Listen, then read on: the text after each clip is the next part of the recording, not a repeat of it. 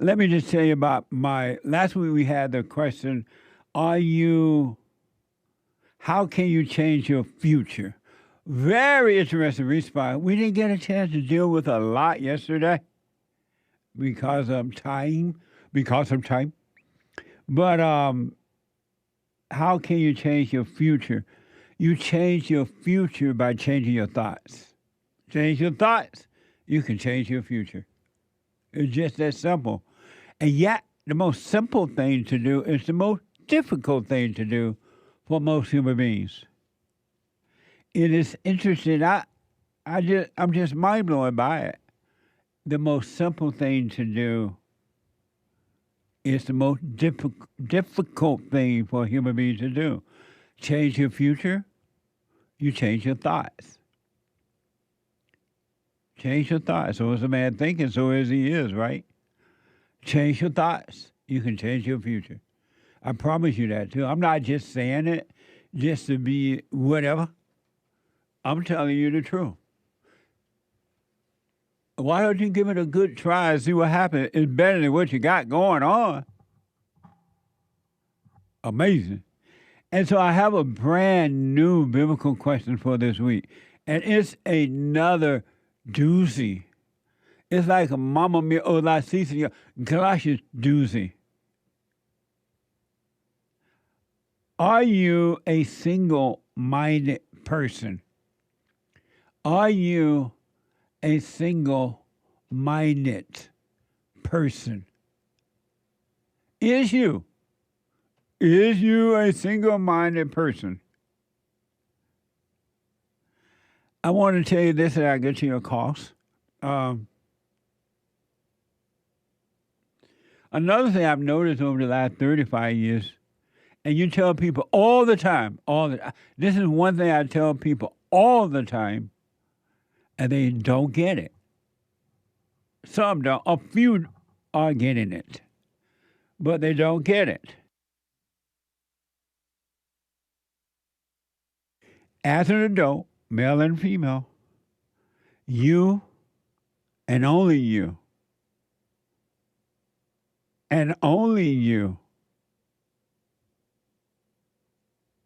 are responsible for you. Only you, as an adult, are responsible for you. No one can change you. No one can make you change. And no one should try to make you change. And no one should try to change you. Only you can do that. And you personally can't do it, but when you find a source that will do it, it'll be amazing. But what I tell people all the time, and every time it's failed, it's mind-blowing. It fails. And people get up in the meetings, they say the right thing, and you think they got it, right? And then the moment this happens, they overreact. It's the darndest thing I've ever seen in my whole life. You tell them what to do, and they don't do it. It's the darndest thing I ever seen. We tell you what to do or what not to do, and you don't do it, and you suffer. And you blame somebody else for your suffering. I tell people all the time, you must die in order to live. And you're dying from the ego self, from the false self. And I tell people all the time, when you're attacked, your ego is attacked, don't react. Don't respond to it. Don't react. It's not happening to you. It's happening to the ego. If someone says something about you or yell at you or try to get you mad, don't get mad. Don't get angry. Don't react. Let that happen so you can see it's not happening to you and you die from the ego. Oh, I got it. Oh, yes. Praise the Lord. I'm observing, they say. And the very first time someone attacks their ego, they get mad and overreact. And they want to fight with the person. instead of letting that happen to the ego so you can see it's not happening to you. They get arguing. They argue, they fight, they want to argue, they fight, and they blame somebody else for the way they feel. It's the darndest thing I've ever seen in my whole entire life. It's not like they have not been told how to do it, what to do. It's not like I'm not told if your ego being attacked. It's not you. Let it happen so you can die from it. And then no one can touch you. It's not like I don't tell them that.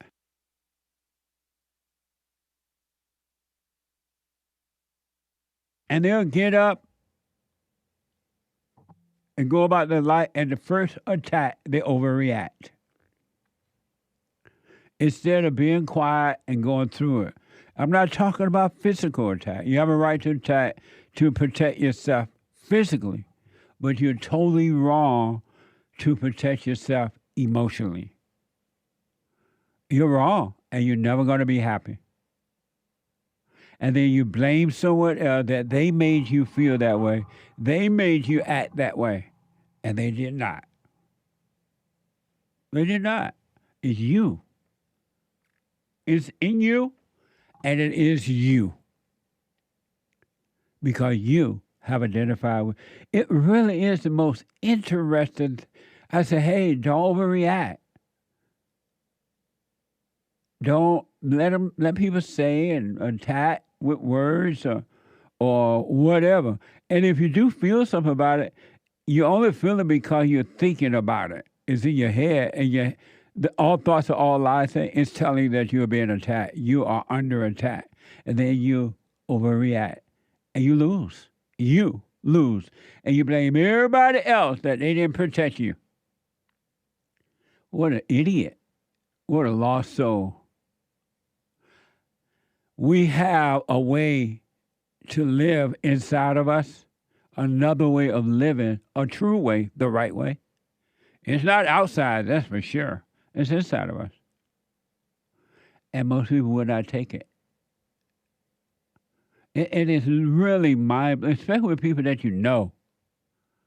They go to different meetings and they participate and they testify and yet they get angry as soon as somebody attacks. Those attacks happen to make you free. They're not happening to keep you in bondage. They're happening so you can come out of your prison of your emotions, of your imagination, your emotions. But you won't walk out of prison because you won't let it happen. You won't let them open that gate up. You like, no, don't attack me. Oh, you say, I'm going to fight back. I want to stay in prison. What a mess, huh? I cannot tell you the number of times that I've seen this happen. And you tell people over and over and over again, don't overreact. Don't overreact. Let the people yell at our husband and wife. Let them yell at you, but don't take it personal. And they won't do it. So suffer. You are in hell right here on earth. Look at what's happening around you. Do you see heaven? Or do you see nothing but hell?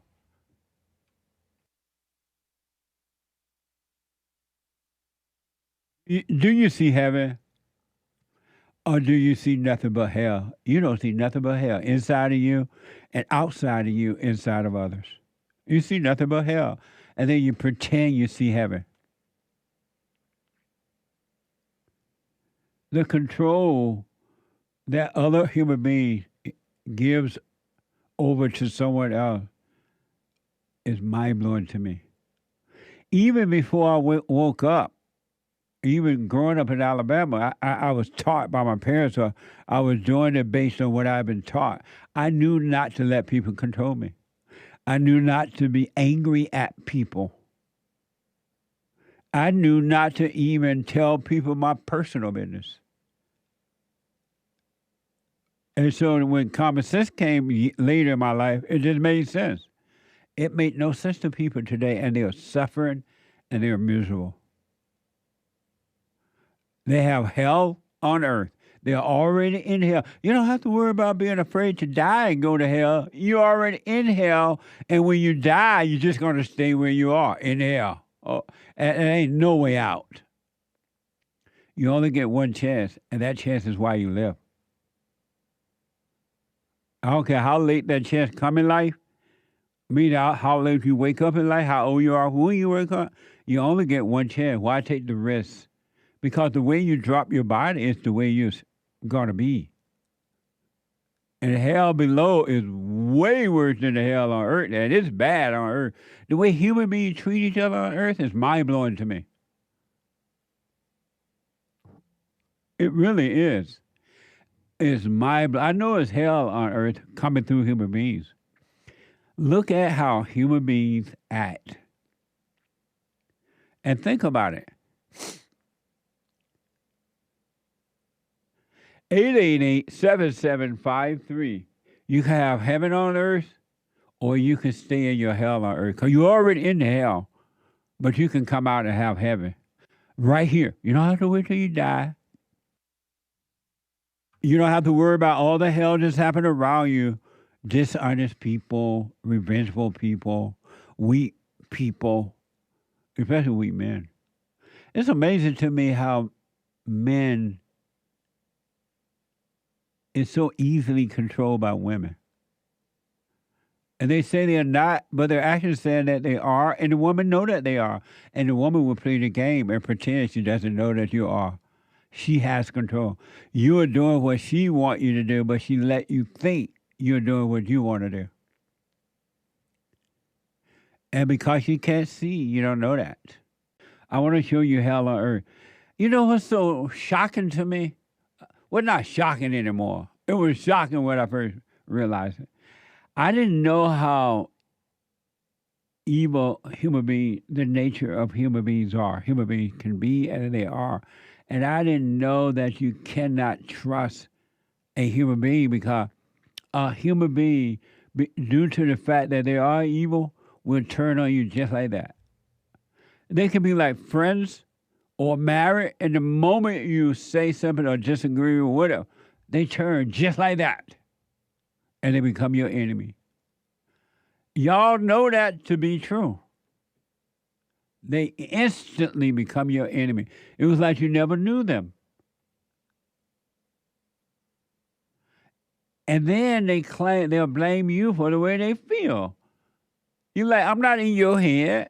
I'm not in your body. I'm not making you feel anything. You feel that way because it's in you, dummy. This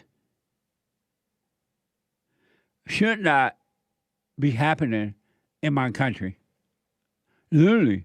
I hope Donald Trump, the great white hope, deport all these people at an instant. If there's one thing that I want him to do, is deport these people from our country. These people are bad for America. They have something in America called Palestine Liberation Army in America. That like makes you scared. Palestine Liberation Army on the campuses in America. What are they doing here? And those kind of people are nasty, evil, vicious, desperate people. And they have allowed these people to come into America and go to the universities, and they protest, and they are calling it Palestine Liberation Army. They did that in their countries, in those foreign countries, and we knew it should be here, and now it's here. Why and how did it happen? This is CBS News. Thousands of protesters packed Daily Plaza on Saturday are staging the biggest protest in Chicago since President Trump took office. Watch this CBS News. That Video behind me, the biggest protest in Chicago since President Trump took office. A significant crowd spilling out of Daley Plaza and filling up the streets of Chicago. The anti-Trump hands-off protest, as it's called, was one of hundreds taking place simultaneously nationwide. Our Noel Brennan was on the ground speaking with protesters about their biggest concerns. I haven't seen a demonstration this big in Chicago ever. Like oceans of people. But it looks like this entire square is full. When a protest gets too big for Daley Plaza, people stand where they can. In the middle of the street. This crowd stands against President Donald Trump and billionaire Elon Musk. We will not be silenced. Their message is hands off. Hands off! A protest against the administration's actions to cut government jobs, shutter agencies, deport immigrants, impose tariffs, and more. I am concerned about people being kidnapped off the streets and shipped to hellhole prisons. I am concerned about our economy tanking. I'm concerned about the fact that we have a president who doesn't care about people. So think about that. We finally have a president that does care about people, and he's working on your behalf, deporting illegal aliens, bringing back jobs, the tariff thing. He's finally doing what he said he would do, and it's for the American people. So hands off what? Hands off the illegals? Hands off Palestine Liberation Army? Hands off the criminals from El Salvador? Hands off from government waste? Hands off from other countries charging us up the yang game for products that we could build up? Hands off of what? Do you think these people think they know what they're doing? Or is someone paying them, or they following somebody else who's been paid to do this stupid stuff in their own country? They have no clue of what they're doing. The very thing they should be praising the president for, because it's what they are against. Our country has been in a mess the last 8, 9, 10, 20 years. It's been a mess. American people have been suffering crime and taxes and bad economy. And they are mad about it? Do you think these people know what they're doing, or somebody is organizing them, since most people will not stand alone? Human beings have no love. There was this woman that was allegedly killed by an illegal alien. I believe her name was Lincoln Riley or something like that. Do American people care about her? Or they care about the illegal that killed her, that were accused of killing her? If ever we needed you, Lord, we need you now. This here's more from this stupid rally in my country. New York Post: an activist at an anti-Trump hands-off rally proudly declared Saturday he is an immigrant. He is undocumented, unafraid, a queer, and unashamed. Now, they need to find, he's at that rally. Go over there and get him. You know where he's located? He's right there. Send that truck over there and put him on that airplane and send him to El Salvador. Watch this from New York Post. My name is Grace Martinez Rosas. I am an immigrant. I am undocumented, unafraid, queer, and unashamed. I lead the organization, the most beautiful organization called United We Dream Action. We are the nation's largest network of immigrant young people fighting for queer rights, immigrant rights, and the rights of everyday working class people. I want you to take a moment and say high five to your neighbor. Y'all have been here for a while. Say, hey, what's up, neighbor? We're doing this.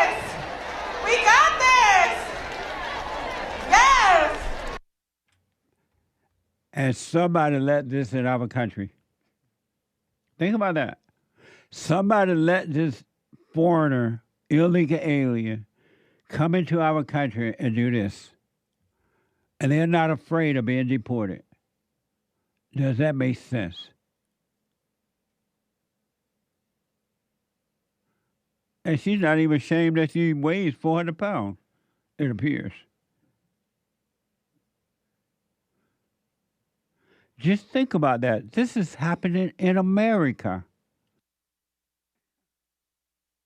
And the people protested in support of this.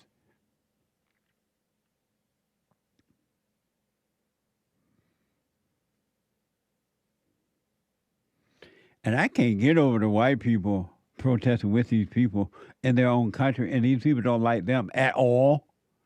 That's not going to make the people like the illegal aliens like them. And they are protesting their own destruction, supporting their own destruction. Did you ever, for a moment, think that this could happen in America? I knew it was happening in Europe and other white countries, but I had no idea that this was possible in America, and it is.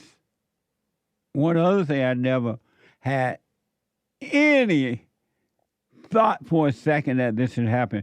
Did you ever think that one day a person can be accused of killing someone else, and then they go and somebody would go and get a GoFundMe page and support the accuser killer? How do you do that in America? Some of you remember one of the saddest stories we have reported to you in 2025. This is from New York Post. A fundraiser. Remember I told you about a black boy in Texas at a track meet. A track meet. Who take a knife to a track meet? Tell me that. When you take a knife to a track meet, you have something else on your mind already. You ain't going there to run track. That's for sure. And we told you about this black guy who was accused, allegedly, of killing a twin brother, white guy. And now somebody got a fundraising thing for the accused killer in the United States of America. New York Post, a fundraiser for the Texas team accused of fatally stabbing Austin Metcalf and leaving him to die in his twin brother's arms has raked in over $60,000 as of Sunday. As the team maintained, he acted in self-defense. If this is not about black and white, about racism, I don't know what is. Watch this from Fox News. My world's a little shattered. An argument over where Anthony was sitting while the meet experienced a rain delay sparked a confrontation between the teen and Metcalf. According to arrest paperwork, Anthony sitting underneath Metcalf's team tent. You could see it from the air when we flew over the crime scene. Metcalf from Memorial High, Anthony from Centennial. A witness telling police Metcalf told Anthony to move from under the team's tent because he didn't go to their school. The witness telling police Anthony grabbed his bag, opened it, and reached inside and proceeded to tell Austin, "Touch me and see what happens." Investigators writing that Metcalf grabbed Anthony to tell him to move and that Anthony pulled out a black knife and stabbed Austin once in the chest and then ran away. When officers arrived, the knife was found and police say Anthony admitted to what happened, but said this to police: "He put his hands on me. I was protecting myself," even asking another officer if what happened could be considered self-defense. What do you expect? If you're caught, the best thing you're going to do is try to lie your way out of it. Metcalf's father telling me self-defense is not a reasonable excuse. The truth will come out. There were too many people that were there that saw what happened. Amazing. The unfortunate thing in America today, you're allowed to kill white people. You're allowed to do it. The law protects you from it. And then people who hate white people build a go-to foreign page for you. because you're allowed to do whatever you want to white folks in America. And most people know white people are not going to say anything.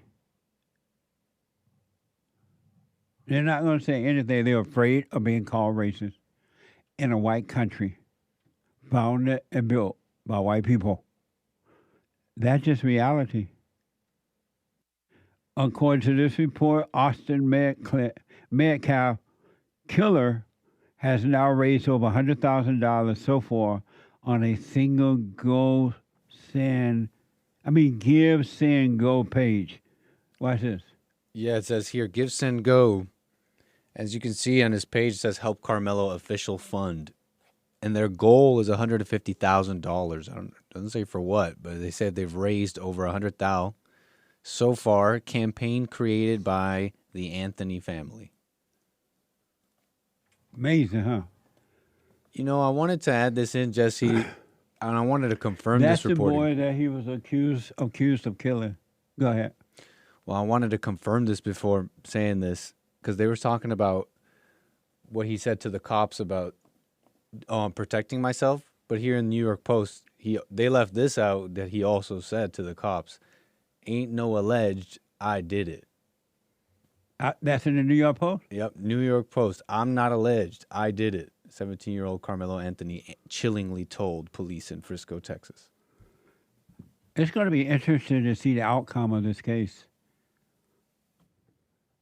Unfortunately, in America today, you can do this to the white. You can't do it to the blacks. The black can do it to the blacks, but you can't. White people can't do that to the blacks and get away.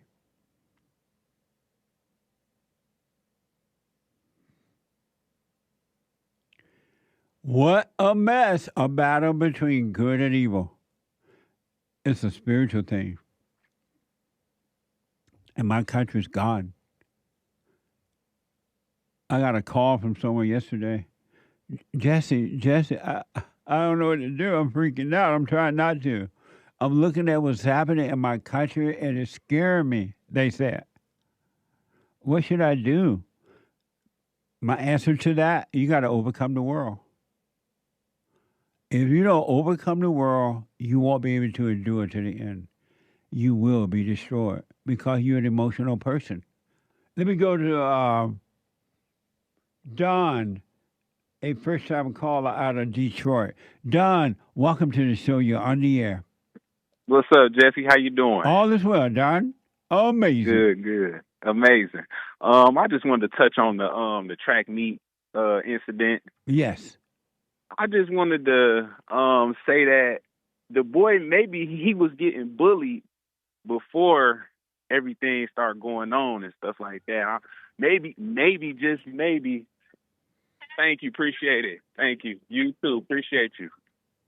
Maybe he just was, I don't know, defending himself, Jesse. We wasn't there. And right. We don't know what really happened.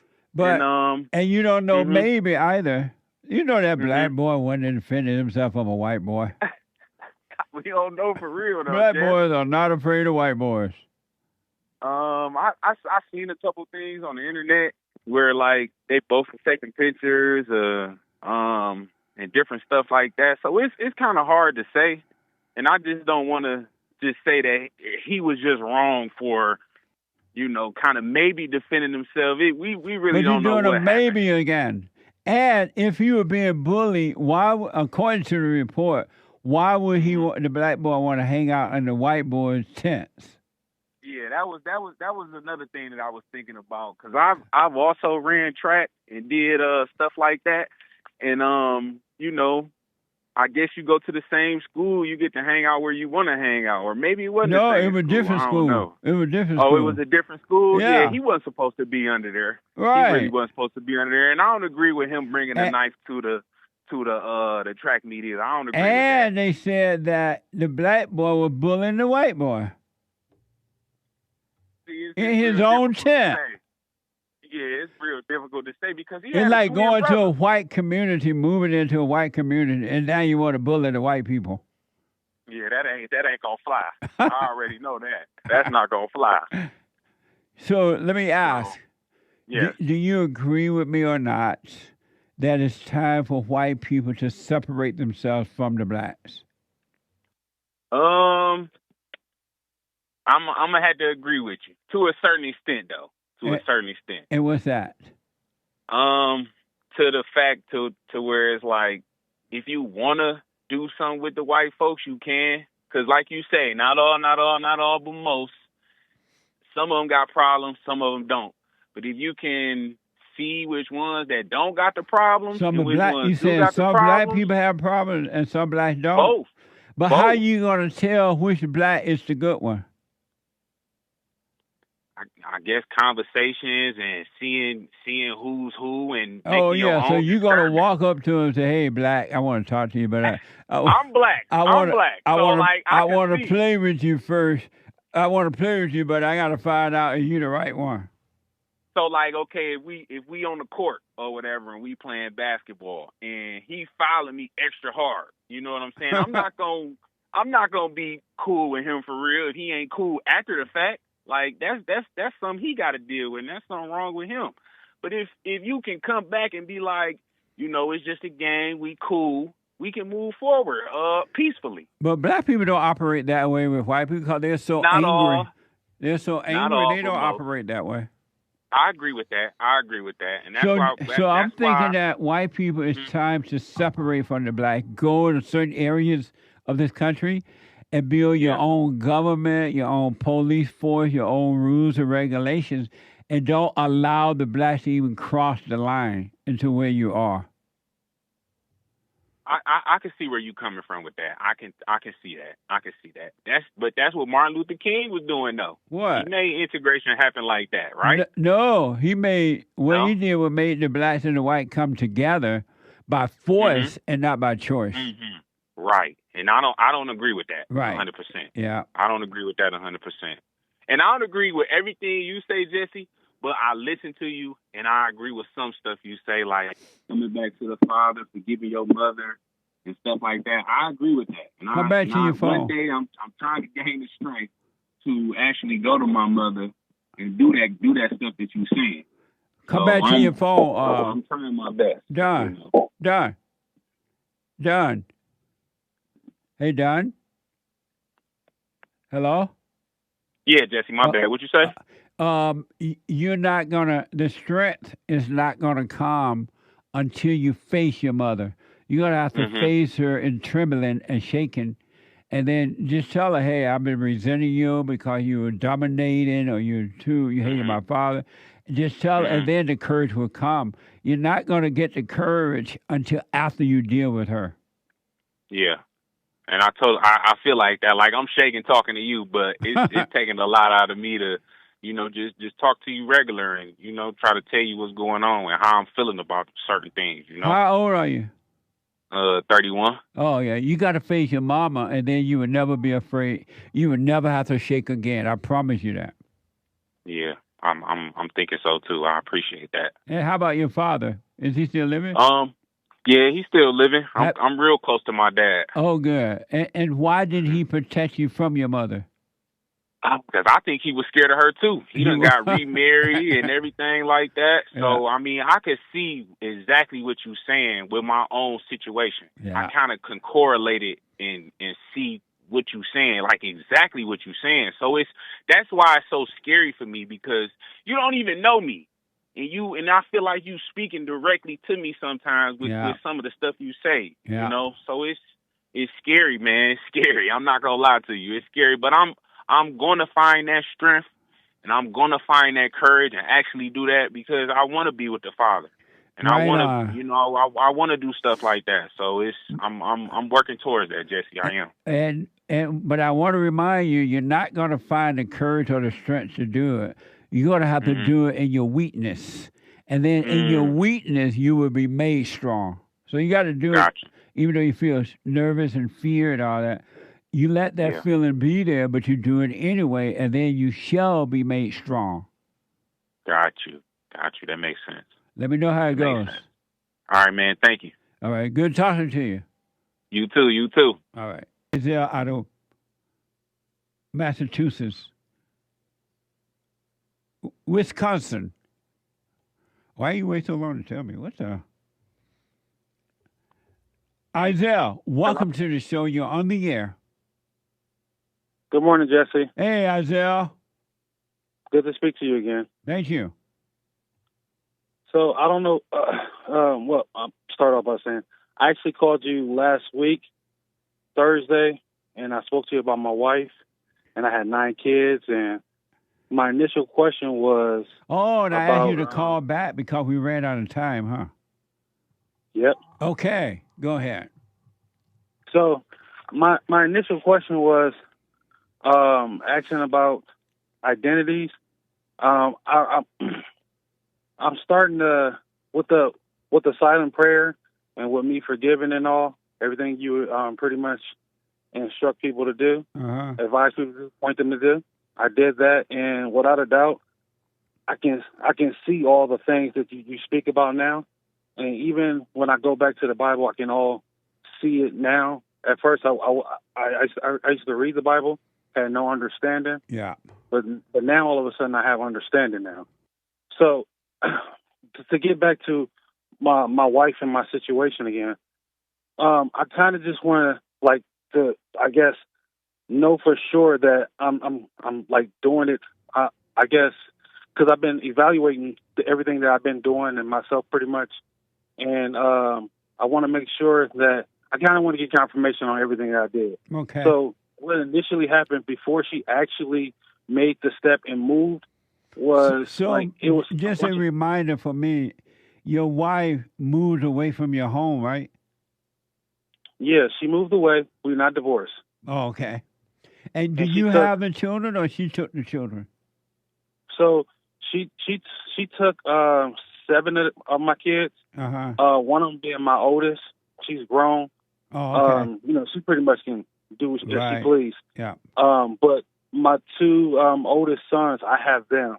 Okay. And so the reason why we decided to do that is because it made sense for her to take the younger ones to school because I'm constantly working and I wasn't gonna be able to. So I agreed as far as that. Right. How old are you? So I'm 40. And you have how many? 9 children? Yes, sir. You have 9 children? Yes, sir. Amazing. Making America great again. Yeah, you something. So everything that you've been speaking about, I know everybody says the same little thing as far as and you've heard it so many times, but far as I've been following you maybe almost 2 years now, right? Because I can't stay away from the truth. I just love it. Nice. So and I just love that God is speaking through you entirely. And I remember when I used to first read the Bible, I'm trying to make it quick because I know a lot of people want to get on. But I remember when I first started reading the Bible, and the main thing when I seen Moses was on a mountain talking to God, I knew I wanted that too. I wanted to talk to God directly, and I wanted to know the truth. And then when I heard you speaking it, I knew it was the truth, and I knew I needed to go and forget my mom and my dad. I couldn't forget my mom because she was dead, so I didn't. But she was already gone. She died in 2016, so I couldn't get the part of you always tell people go to your mother. You'll be shaking in fear, and you want to get your courage back. So I missed that part of not being able to get my courage back. So, that's the other question that I have for you. And I'm gonna try to make it quick because I have so many things. That's why I'm I might have to pay for a counseling, to my own little time with you. But seeing that I didn't get the chance to forgive her in person, would that affect me in any way as far as not being able to get my courage back? No, the fact that you can see that you need to forgive her, but she's dead. You can't go to her.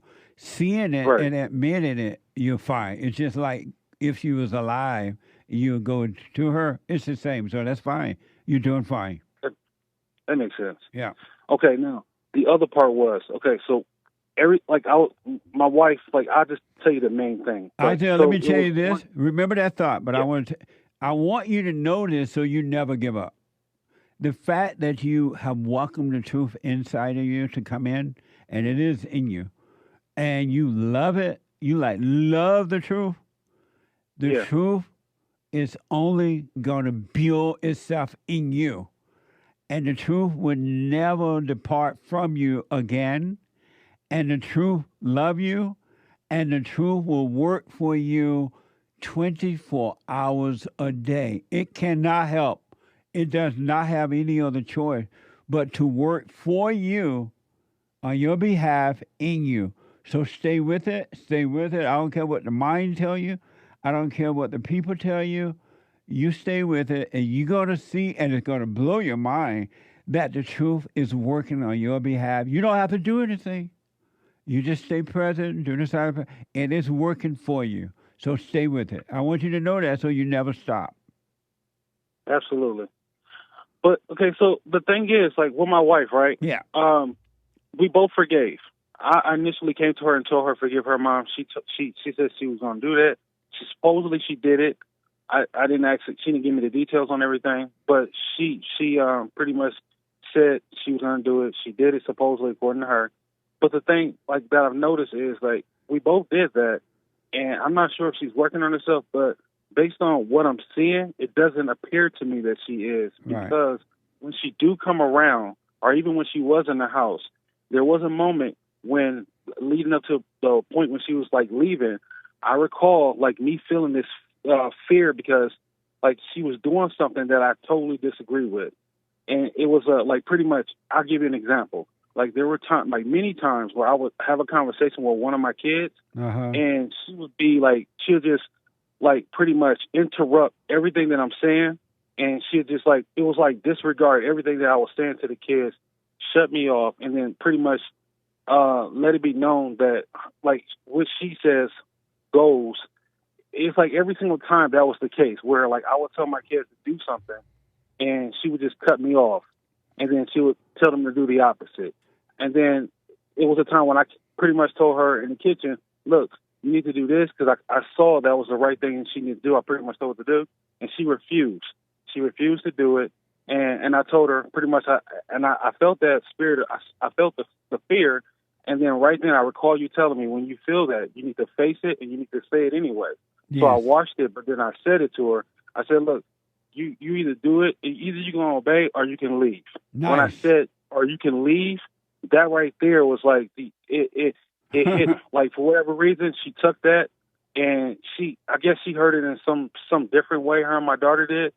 And then they pretty much said, you told her to leave. And I'm like, I didn't tell her to leave. Like no, they know what you said. They just don't want to admit it. They'll fight against the truth. Don't ever try to prove what you said or did not say. I keep that in mind. I going forward, that's exactly what I'm going to do from now on. Yeah. So I keep that in mind. Because, yeah, that's she used that, and she pretty much went to her mom, her uncles, and everybody, and she went crying to them. And then the other part, when she went crying to them, telling them everything, my daughter came back telling me this, and we have a camera in the house. So my wife saw that I laughed, because it's like when you had said that if she's crying, she's lying. So I'm like, I go around saying, if she's crying, she's lying. And I said that right in front of my daughter on the camera. Nice. I'm like, I was like, she cried? And I was like, oh, she's lying. And I laughed. And when she saw that, that was the other thing that caused her to really get away from me. And then from there, it's like everything just been going down, because at one point we had a daycare that we had in her name in our house. She took the daycare, like she pretty much like moved out, shut the daycare down, and she's now like during that time she started working for a friend, and her friend is like not even paying her close to the amount that she was making, and it's like she doesn't see that her friend is using her. She now put our little ones in the daycare. She just going like say just got her going crazy at this point. Yeah. To where she's just like trying to destroy our just everything. It's just insane. Like everything that you said, when you listen to the woman, you will suffer. Yeah. Without a doubt, I listened to her as far as getting a car. We had 2 cars. She wanted the third one. I did that. And now all of a sudden I'm seeing it now, how it's hurting us. What else? I can go on. And she just, like, every time I listen to her, I'm like, man, it's like all coming back to me. You said, listen to a woman, you will suffer. And without a doubt, it's true. All of it is. Every time the man listens to the woman, whether it's his mother, grandmother, sister, wife, girlfriend, wife, fiance, wife, or female friend, female preachers, or anything, every time the man listens to the woman, he will suffer. And it's just a spiritual rule that's what happened with Adam, and the woman became his God, and the man is paying the price for it now. But when you overcome your mother, you can overcome that. Okay. All right. And then the last question, I'll let everybody else go. Now, as far as I identifying with things, like, so would you call this identifying with something? Like, and I'm gonna give you an example. Like, my baby girl, she comes over now, and everybody call her my favorite, but I'm like, I have no favorites. So she comes over, and I'm like I guess I'm like, yeah, all like just spending a lot of time with her, I would say. And then all of a sudden, when it's time for her to go, it's like I feel this feeling of not wanting her to leave. I don't say it, but I feel it within my body where like I don't want her to leave, and it's like it kind of hurts to see her go. Is that me? Like, is that the spirit trying to identify with her? Like, is that like the ego trying to identify with her in some way? 100%. Would that be the case? 100%. Okay. So when it's I kind of time, figured it was. yeah, when it's time for her to leave, let her go. But if you're feeling something, don't overreact. Just notice. Don't deny that you're feeling this. You notice it inside of you, and it will be taken away, because that's the fake you, the not you, the nature that Christ spoke about, that it must die. And it will. The real you don't feel anything when it's time for her to go. It's the fake you that's feeling. So just notice it. Don't call it good or bad. Just watch it, and it'll be taken away. All right, I appreciate that. And then, let me get one more, please. Okay. All right, Yeah. and the other one was, okay, so, yeah, I've noticed, like, I do, like, Uber and Lyft, right? And I'm always constantly, when a lot of people hear you, I'm always, like, I'm pointing them to you, in your direction. Like, so a lot of people, I've been pointing to you through my line of work. Glory be to God for that.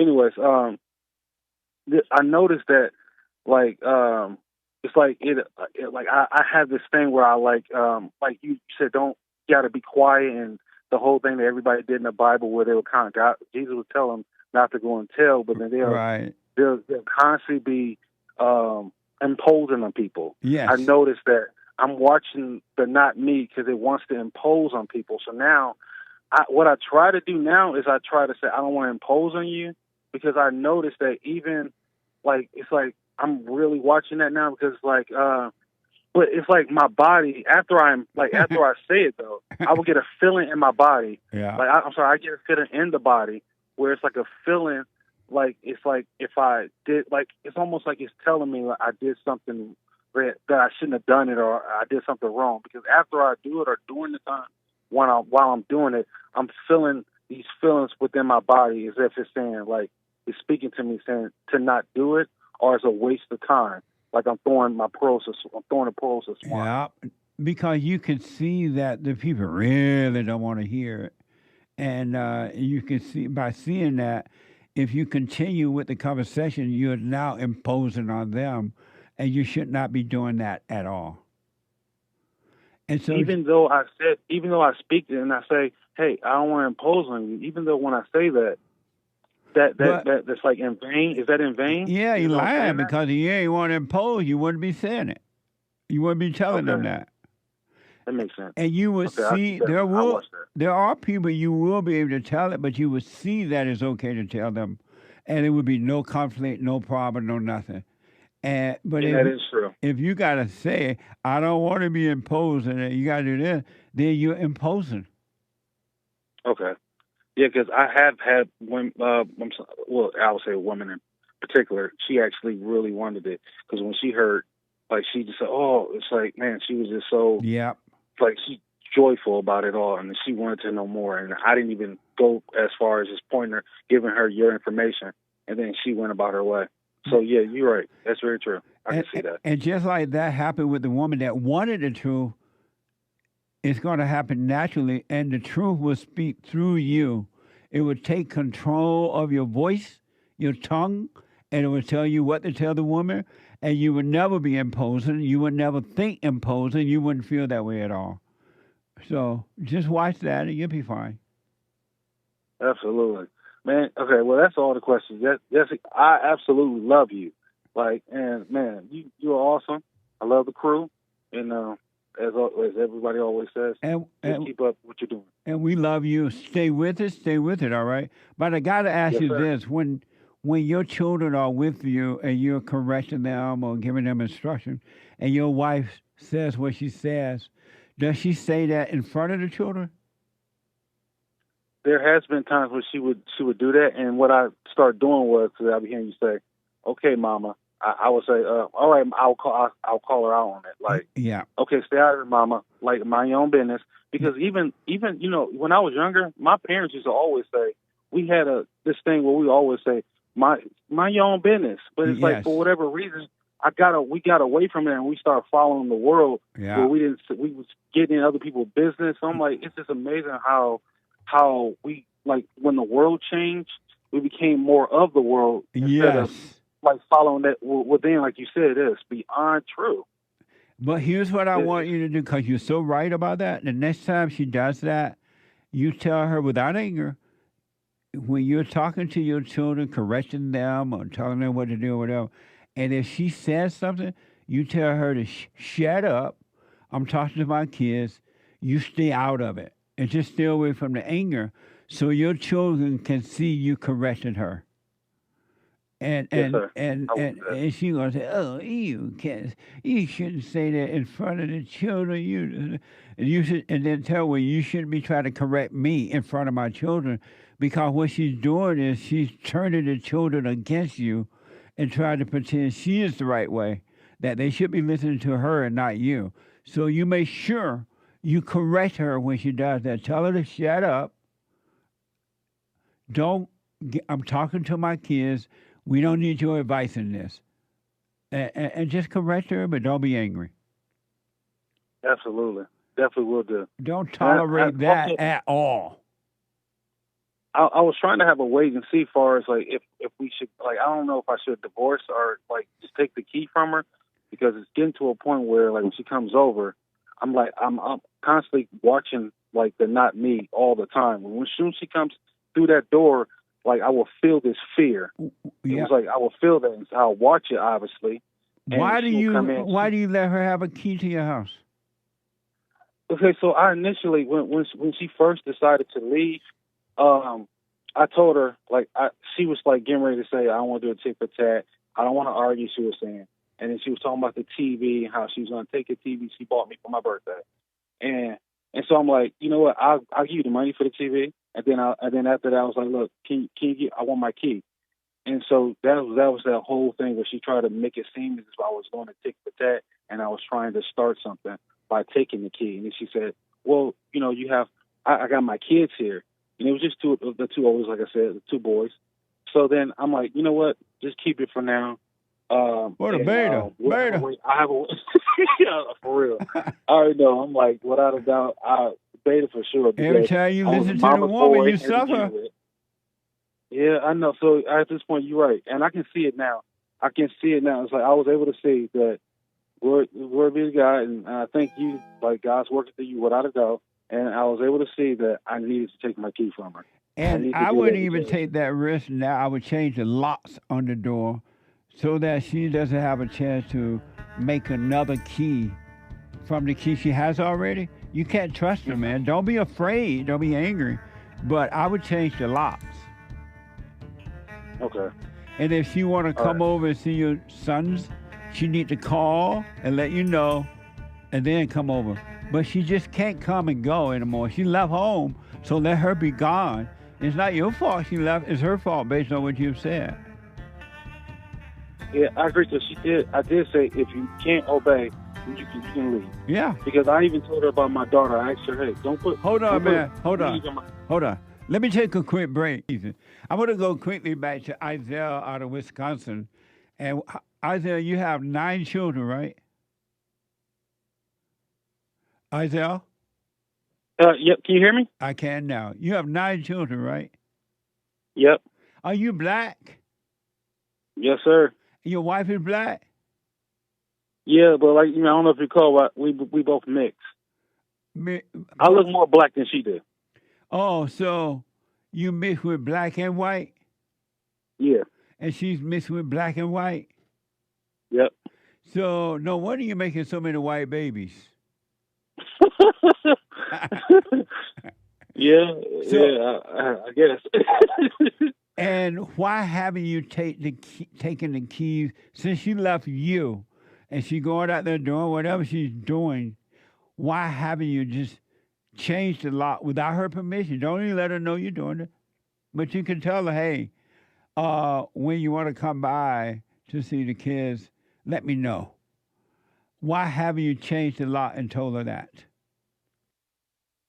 Yeah, well, I initially said the reason was because I kind of you listened to her. Kind of said to me that she wanted to Yeah. she got kids there and all that good stuff, and I decided, look, you can keep it for now until and if I when it's clear to me, then I'm for sure. But it's been clear to me at this point that it's like I just need to make that move because it seemed like it's just getting worse. It is going to get worse.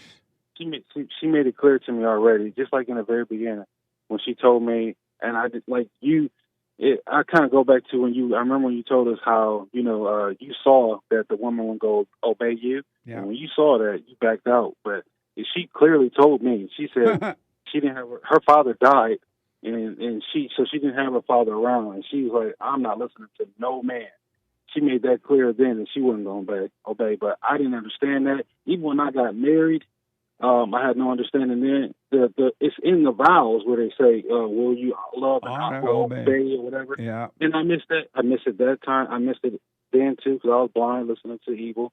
And then, it's just now I can see now that the main reason why she said she didn't want to come back is because she said she's not going to allow anybody to control her. She made that clear. So she told you before you married her that she wasn't going to obey. You're not her daddy. She pretty much told me. She said and that you she still ain't married gonna her? listen to no man. And I still married her. That's how blind I was. I still married her. And then after that, we got married, and it was in there where it says she had to say her vows. She got to love, respect, blah, blah, blah, and obey. And she said that, and I still missed it. I had to go back to the recording and listen to all of that. And I'm like, wow, I'm right there. And yet it was like I wasn't there. Yeah. So it's like I can see exactly everything is clear now that without a doubt,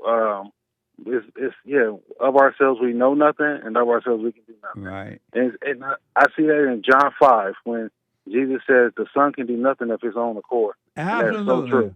That's so deep. Ain't it? Because I'm like, I know now. We don't have no control with it. That's exactly why Peter said 3 times. He denied him 3 times, and Christ told him, "You're going to deny me 3 times." And he heard him say it, but yet he still denied him. Yeah. So it's like, no Peter was control. like, what? No. And he still denied him. So let me ask, a couple questions, then I got to go. When she first decided she was going to leave, how did you feel? How do you feel now when she comes around? Are you talking about, what are your feelings and thoughts about her now?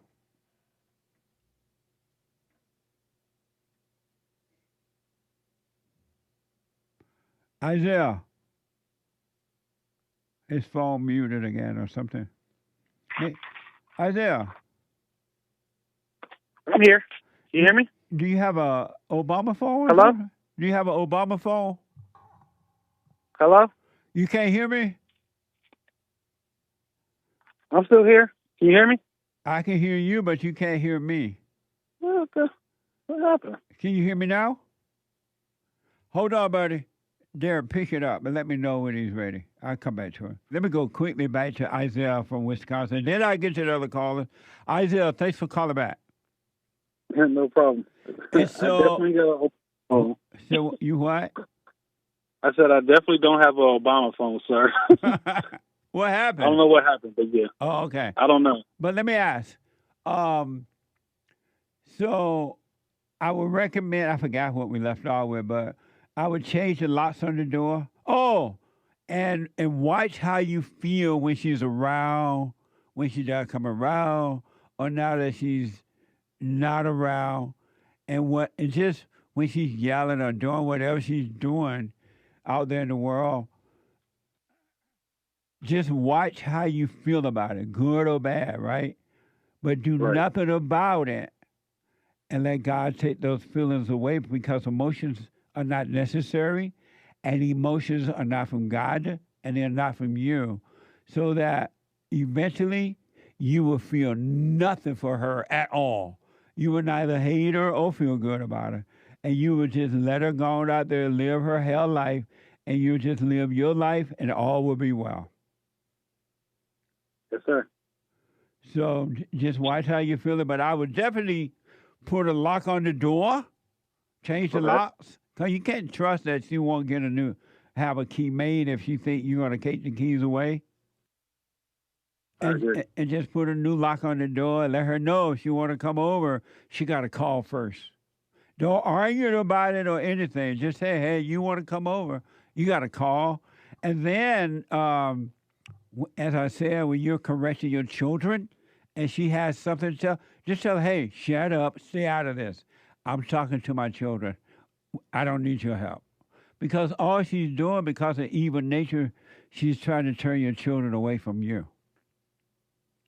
Okay, but I can see that's already happened, though. Right. There's nothing you can do about that, but at least you correct it now when you see it, and you work on you overcoming thoughts and feelings and that false nature, and God has something planned for you. He'll take care of you. And don't ever assume that your kids will never come back to you or that they will. Have a wait and see about everything. Never, ever, ever. But as long as you live, Isaac, never assume the outcome of anything. Okay. Always have a wait and see. Absolutely. And yeah, the wait and see stuff, I absolutely agree. It's best to, I definitely got to keep that in mind. But there is something that was brought to my attention again. Okay. And hopefully you can help me with this too. But I noticed that I know that you can't get the feeling without the thought. Right. I know that. Yeah. But for whatever reason, there's times where like I'll get it's that lust part, right? Right. Where like I see a woman, all of a sudden the body will respond, and I didn't there was no thought. It would be like it's kind of strange. I'm like, how the heck did that happen? Because like how did I'm always looking for at least I would like to think I'm looking for like that thought, because I'm trying to catch the feelings. So I'm watching for it as you instruct us to. But then the thing is like for whatever reason somehow I miss it, and then all of a sudden the feeling comes in the body, and the body is reacting. And I'm like, how did I miss it? And now it's like I'm feeling the pain of it. Yes. If you get what I'm saying. I do. So the only thing that's happening, and you're not realizing, you're just not catching the thoughts. So when that does happen and you feel there's lust or whatever, don't call it you. Don't call it good or bad. Just notice it. Just see it. And eventually you will start to catch the thoughts. And as soon as you start to catch the thoughts, all that will be gone too. It will disappear. It will be taken away from you. So don't worry about it. Don't judge it as bad or good. But practice being present, and you will catch the thought. Absolutely, because I've been doing that where I'm constantly just I know we got to be present. I know we got to pray without ceasing. So it's like I'm watching the hands and I'm and all that good stuff. Yeah. But and it's just like that. It's like, so if I don't catch it though, right? Does that mean it's like is that kind of like me not how should I say it? Am I not helping it? Like if I'm not catching it, if I'm constantly allowing it to just affect work through the body where I'm missing the thought, is that am I not helping? Am I fighting it or no? I just want to no. As long as you're not overreacting within yourself or acting out, believing that it's it's still being destroyed. You're not helping. You're not giving into it. When you overreact to the situation, that's when you help evil to dwell in you. But when you don't overreact to any situation, not putting on a pretense that you're not overreacting, but when you can see it and you're not overreacting, it's still being destroyed. Because evil need an overreaction. It needs you to react to it, either with false laughter, false love, or false hate. It needs a reaction. It cannot survive inside of you if you don't overreact. So you're doing fine. It'll be fine. Yeah, but so I still got to stay on that though, because the thing is, I still want to know if I'm reacting, because when I'm sitting there and I can see the reaction of that lust thing when it comes to the body, it's like I feel as if someone can notice that reaction, if you get what I'm saying. And now it's like I'm just like sitting in it, and I'm like, I know it's not me, but at the same time, it's like it won't go away. It's still there, and I'm sitting in it. Don't worry, it'll go away. Don't worry, it's working. It will go away. The fact you're sitting through it, watching it, and don't even consider if somebody outside of you see it or not. That's on them. You see it, and that's the only important person is you. As long as you see what's going on, to hell with if somebody else sees it or not.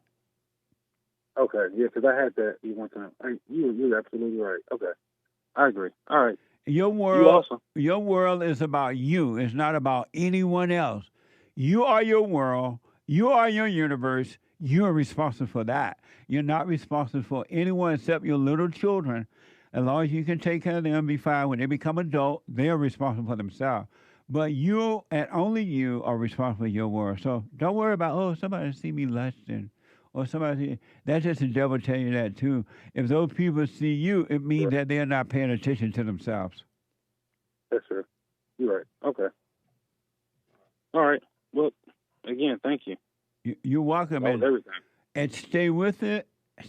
I want you to know, without a doubt, the truth is working.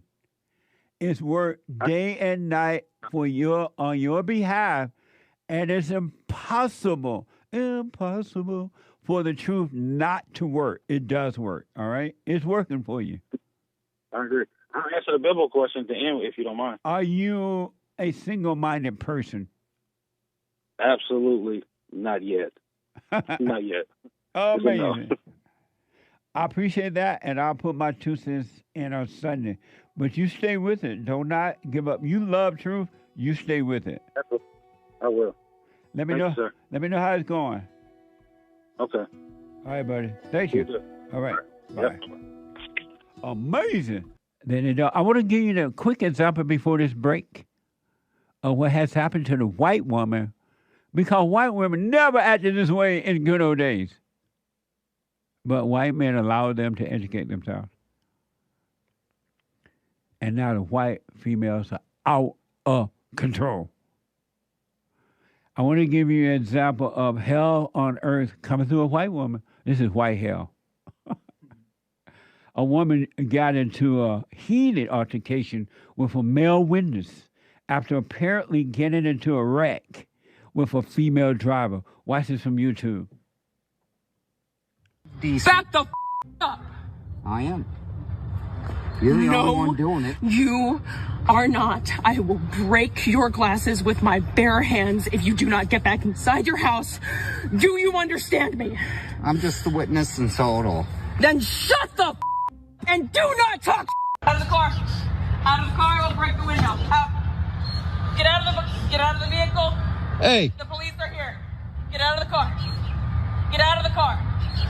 Get out of the car. The police are coming. You have to get out. You will give a statement.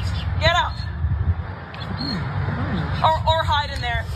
Or you can hide in there. She's being smart because you're being aggressive. Yeah, I am because I just got hit, you idiot. I sat there and watched it. You try almost getting hit twice on the road within 30 seconds, crash your car, get and then handle this man. What's wrong with you? What's wrong with you, dumb? Every female that's been allowed to pretend that she's strong or can be a leader is this. She want to fight. Ain't no way in heaven and below. It's called hell, so I'm not cursing. That in the good old days, a female would have gotten in a man's face like that. This guy, according to the report, is just a witness to the accident. And look how she's acting. She has no love of a father of any man. She's evil. That type of reaction is pure evil and is due to being turned away from the love of a father.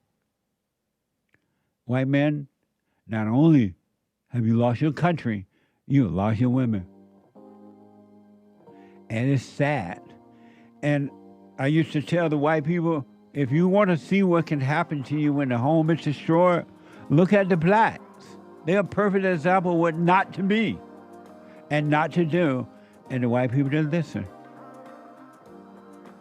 And this is what they have now. And it's only going to get worse. These women are in leadership role in Republicans and Democrats, liberals and conservatives, churches, and they will. Ain't no way my country coming back. It's pure. These women gonna bring hell up on this earth that you ain't never seen. I promise you that. And my biblical question are juicy. Mamma mia. Hola. Si, senor. I heard in the hate report, he said that it's going to be English only. And I remember Donald Trump saying that. And that now, I think he said the weather people are not going to translate for you. And now the losers will say, oh, it'll be deaf. It ain't going to be no deaf if you learn how to speak English. It's going to only be deaf for those who don't learn how to speak English. So if you got to learn how to speak English, what you going to do? Learn English. We got to change our country because you don't want to learn English, and yet you want to be in our country. So learn English, and you can hear the weather report saying, go hide in the basement. Otherwise, you're going to be blown away. And ain't nobody's fault but yours. Ain't nobody business but yours. If I decide to not learn English and I want to hold on to my Spanish or my Japanese-ness or my Filipinas or my Ala Ubala, and the weather don't warn me in my language, and I get shut down. Ain't nobody business. I didn't learn English. Amazing. Ain't nobody business. You don't want to learn English? Don't learn it. We ain't going to be putting up all these different warning signs. I love that. I want you to think about this. I would think about this during the break. Because men allow women to pretend that they can be a leader. I'm not getting my country back. My country is not coming back. That is to make doing that is assuring the world that America would never be the same. It's only going to get worse. And I was thinking about, imagine this. Women are teaching Bible study classes. I mean, your wife, oh, honey, I'm going to Bible study tonight. Oh, yeah? What's the name of the teacher? Louise? What? When God said, when you listen to the woman, you're going to suffer. And so you think you're going to listen to her in the Bible study and it ain't going to work. I wish I would catch a man set up in a Bible study class with a woman.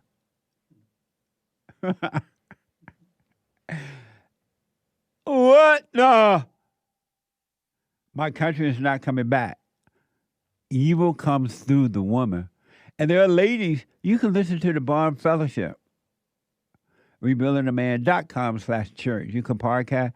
You're going to hear the lady saying, you know what? I didn't realize I was angry like that. I didn't know I was evil, destroying my own children and everything. I can now see. And I'm starting to overcome. Thank God I can now see. The ladies are waking up, but most women won't, especially educated ones. And my country is not, because evil come through the woman. Yes, ladies, men are evil too, but it's the spirit of the mama. And it's not her spirit, But it's that spirit that dwells in her, the spirit of evil. Because it's been passed down from Eve to every generation that walks this earth. It can change because the mother can overcome evil by forgiving her mother and her father, and good will take over, and she'll pass on love to the children, not hate. And it will change. That's all it takes. But the hardest thing in the world for human beings to do, and especially women, is to admit that they're evil. Even though God said your heart is wicked. No one knows the depths of a wicked heart of a human being. I want to give you one quick example. Maybe two, but one. Because you allow women to be in leadership role, the homes, the schools, the jobs, the government, the everything now, it can only get worse. It cannot get better. You can't get better out of evil. You overcome evil with good. Here's another of which you're going to see more and more and more, and because they create hell on earth. Hell comes through the woman. And heaven is supposed to be coming through the men, but you ain't going to find no heaven in no man. The man ain't overcome mama. The men, I can't, it's hard to tell you this. Married men today are so defeated and just see by the woman. It's not even funny. She knows exactly how to deceive him. She had learned him. She studied him like a book. And she played that role. But one day that role going to change. Meaning that she can no longer play it. And the man going to be shocked. He's going to be shocked. But anyway, because women are taking over my country, I don't want to use the word takeover. Men are giving over the country to women. It can only get worse. It cannot, in no way at all, get better. And if you look around, listen to Pearl. Pearl will tell you. What Pearl name? I don't know her. I forgot the name of her show. Sorry, Pearl. Just Pearly Things? Pearly Thing. She'll tell you how women really are. And she's not going to tell you to follow her. She may say, follow me on the web, but not follow her in that way. But here's an example of what is to come and get even worse. This is the New York Post. Men, by the way, men who fight, get angry and fight each other and other people, other women and other men, they're acting like a woman. That's not acting like a man. Men don't fight. Other than Mike Tyson, they fight for money. Men don't fight. Men resolve issues. They don't create issues. They resolve issues. But it's so common nowadays to see men in a little hub group with women acting just like the woman. Just like a gossiping, fighting, mad, or whatever. Blaming, feeling like victims. Here's another example of what is coming. It's happening already in America, and it's going to get worse. New York Post. A pro-life activist in New York City was sucker punched in the face while doing a street interview about abortion, leaving her bloody and requiring stitches. Watch this from YouTube. I think that your point of view is very obstructed, and I think that you just don't understand the magnitude of having a child. Yeah, well, I'm not the one who admitted they would be okay with killing babies in foster care and killing children that have been abused. That's not the point. What I'm saying. That's really. Stop telling me. What's wrong with you? Stop telling me. You have a. She just punched me in the face. We were just doing a street interview with my camera, and everything was fine for over 20 minutes or however long we were filming, and then she just punched me in the face. Oh my God. Fret not. That's going to get worse. That is the spirit of evil that works through the world. Even the women that are working with Donald Trump. Unless Donald Trump or the same spirit that's in Donald Trump work through another man to lead these women that is being put in leadership role, that's already in them, and there's no light over them like Donald Trump is the light, right? Those women, you're going to see hell come out of them.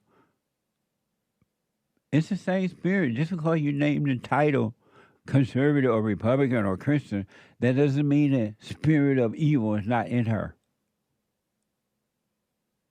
But ladies, you can overcome by admitting that you're evil.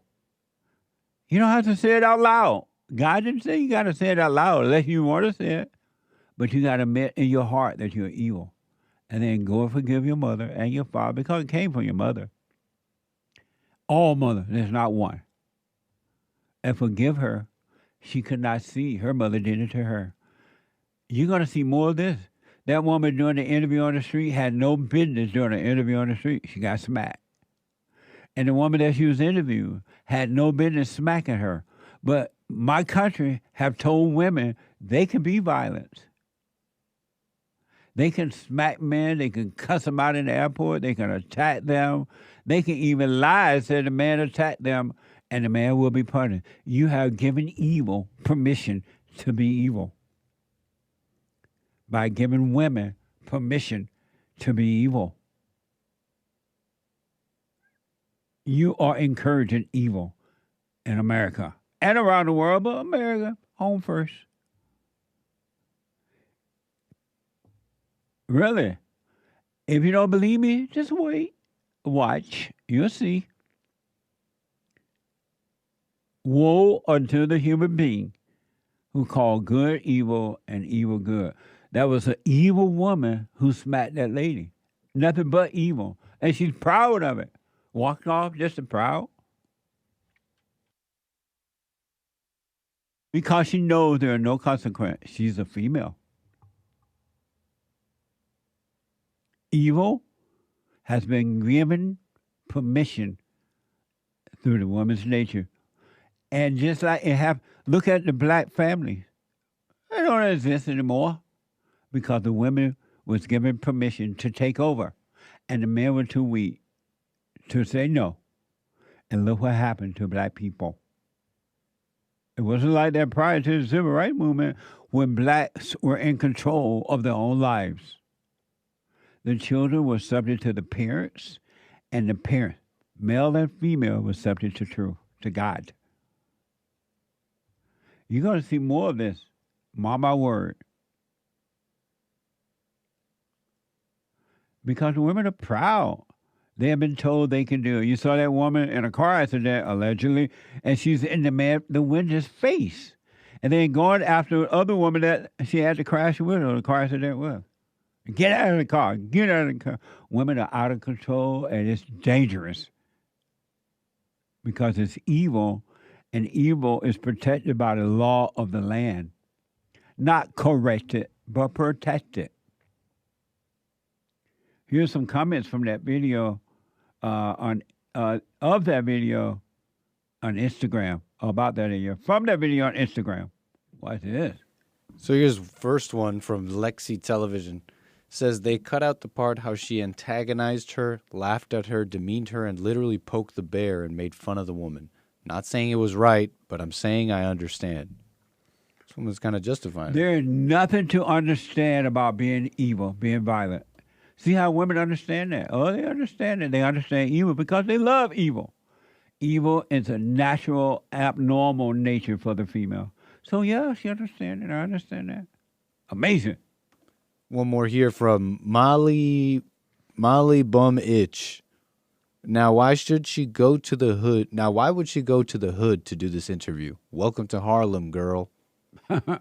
Amazing. That's it? Yeah, that's it. Oh, okay. Amazing, huh? I told you, human beings, because they are evil, they love this stuff. Evil love evil. They rejoice in it. It's a thrill. and the thrill feel like life. But it's death.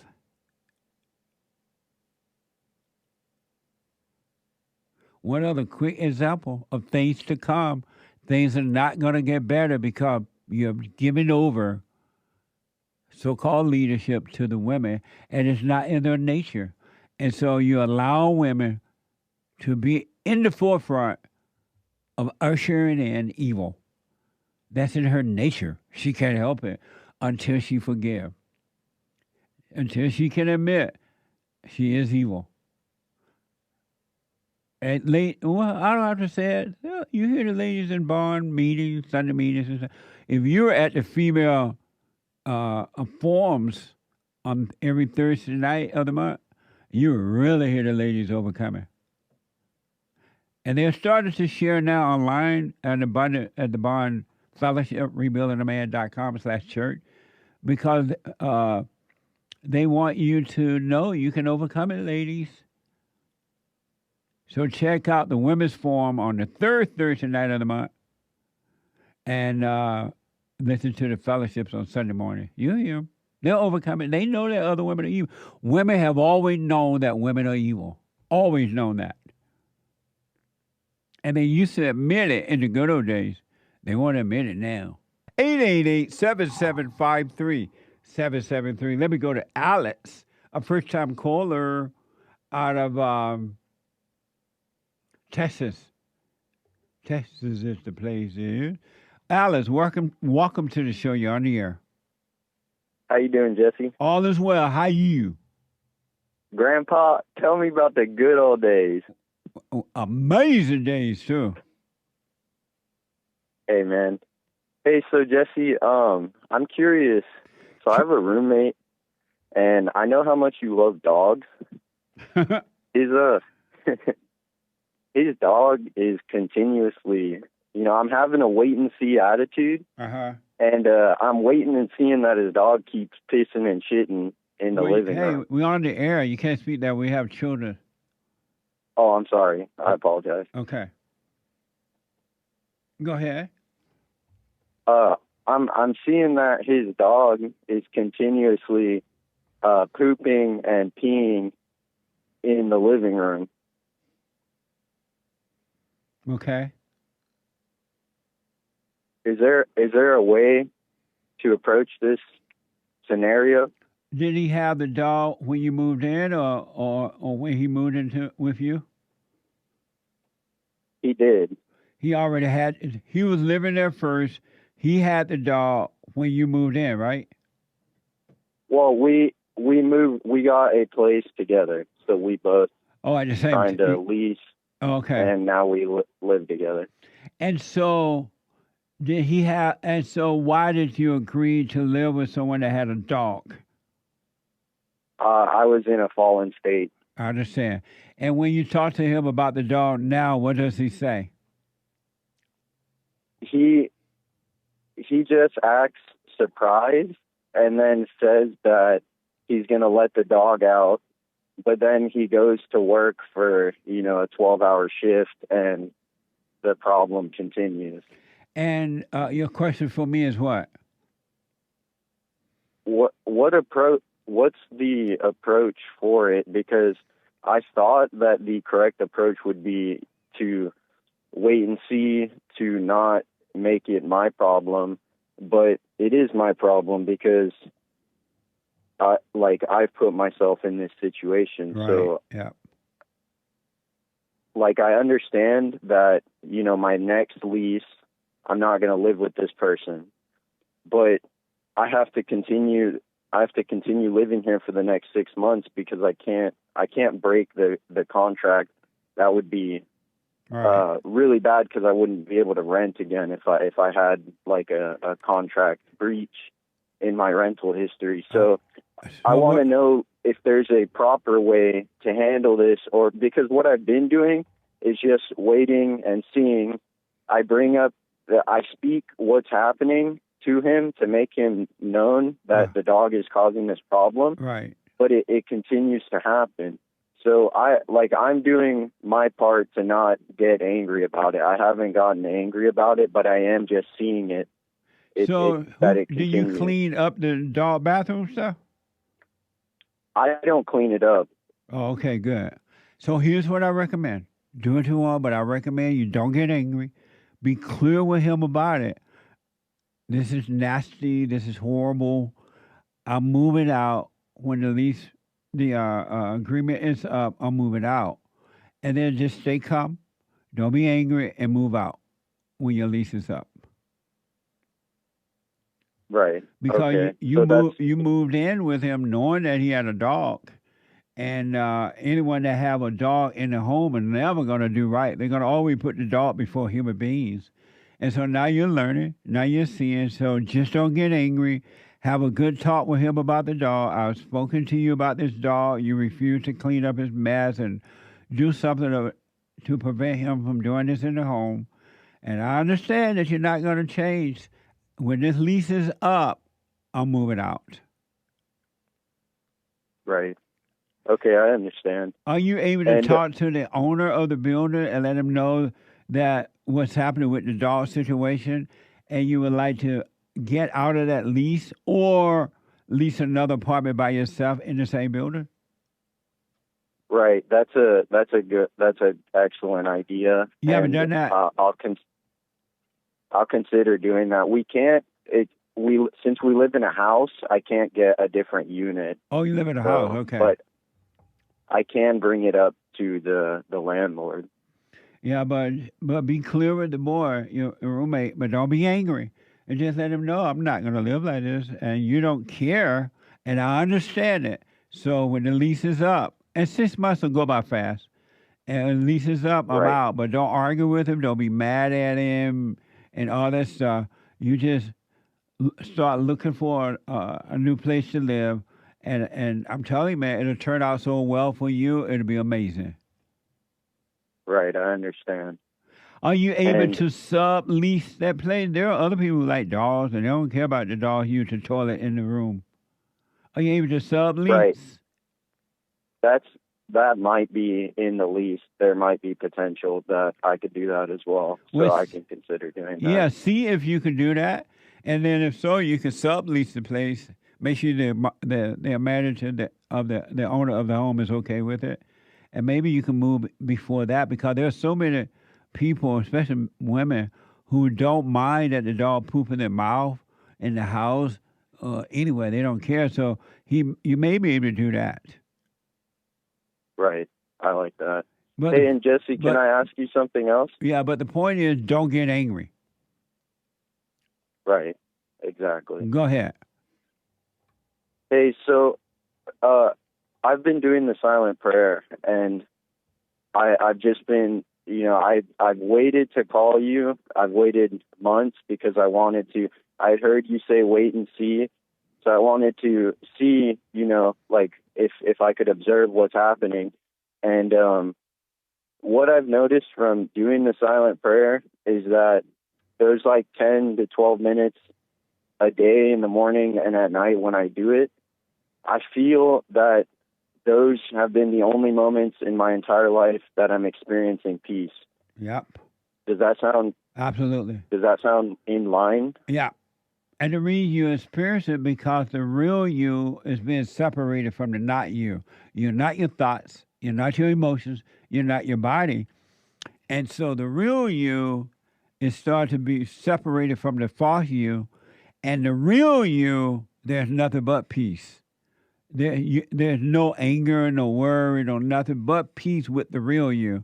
It's just that you've been living the not you, the fake you, all your life because you became angry as a kid and you went into this false world and you've been living there. So now you're starting to be aware of that, and the awareness is bringing you back to who you really are.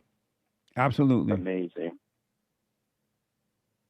It's amazing because, like, I'm noticing, I'm like saying to myself, wow, these couple minutes are the only time I've ever really experienced peace because nothing's happening. Like, and I was almost shocked at first you know, like I've heard you say that you might feel sick and whatever, and I felt sick while doing the silent prayer, because I'm just like, I've never felt this actual stillness, this nothing, like the feeling of nothing occurring is what peace is. It's like an absolute stillness. 100%.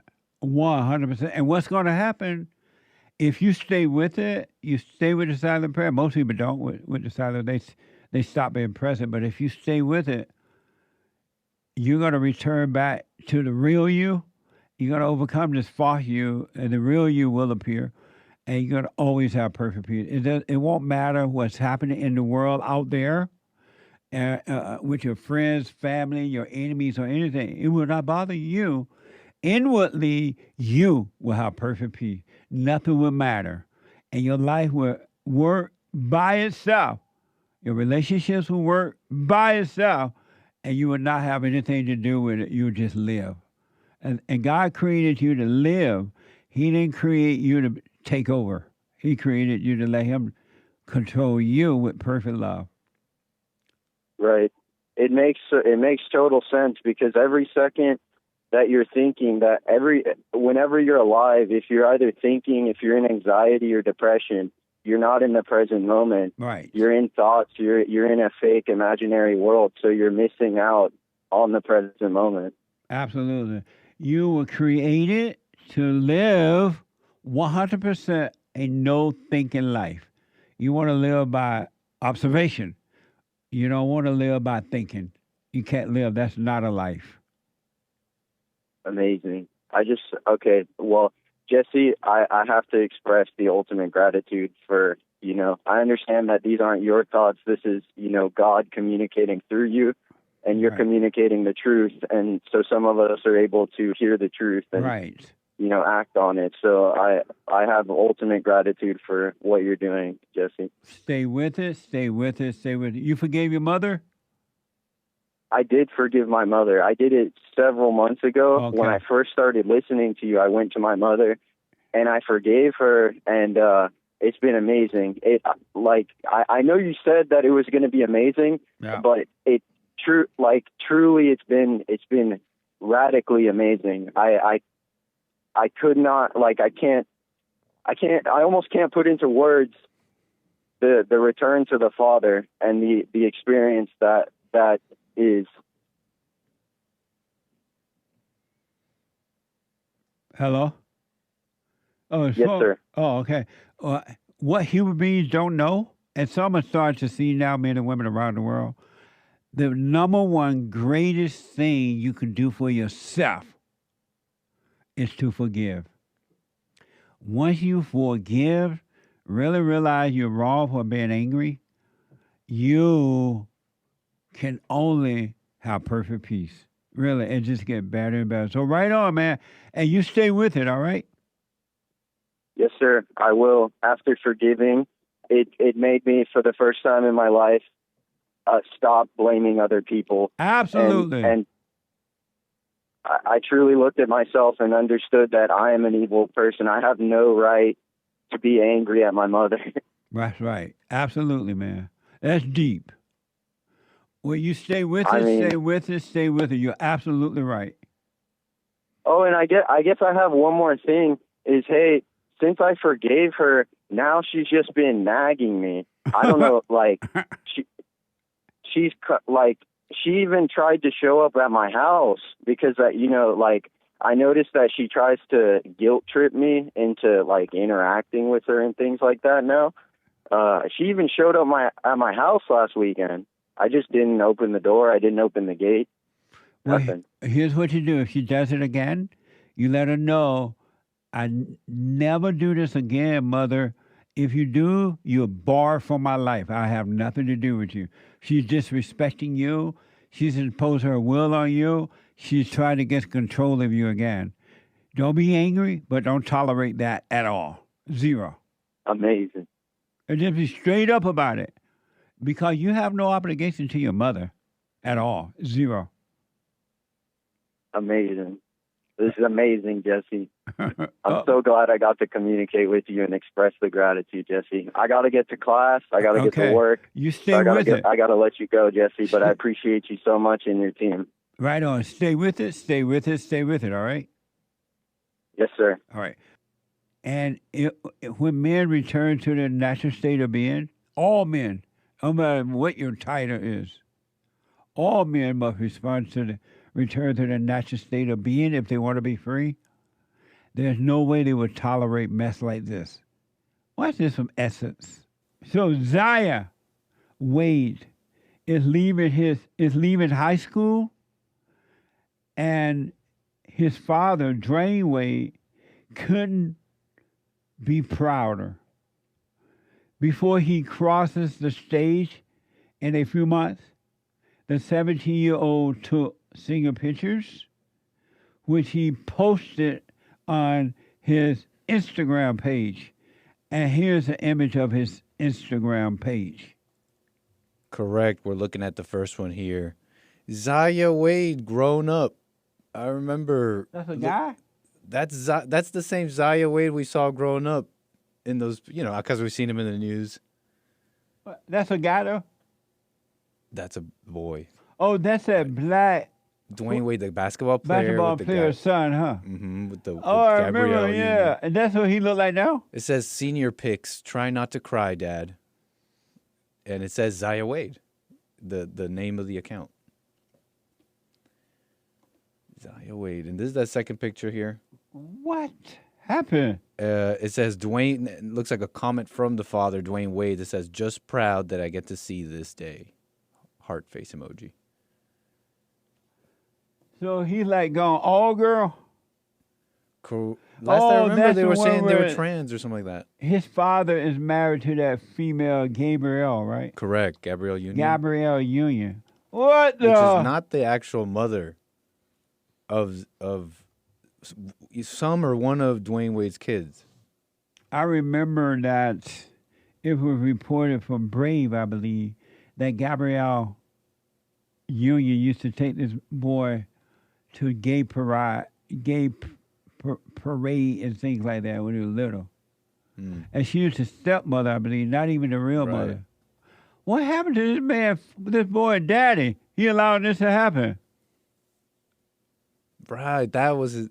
I was just thinking. I don't even think Zaya was the original name. What was it? According to Brave, it was Zion Wade. It's too bad for this boy. It really is. He would never be happy. He would never have peace unless he overcome this. Really, he's not going to have peace. I don't care how much money he has, where he lives, how many footballs he can throw. He would never, or basketball, he can throw up in a net. He would never have peace. Men, the light is gone out, so the light in the world is gone out. The salt has no flavor, so there's flavor going out in the world because the men light has been put out by their mothers when they were little boys. But you can get it back if you forgive your mothers and your fathers. God will forgive you and give you back the light, and it's going to blow your mind with perfect peace. I can't believe that was a boy.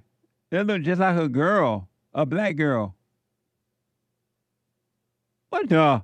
But anyway, this is hell on earth. Hell is right here on earth. You don't have to wait to die. You're already dead if you have anger.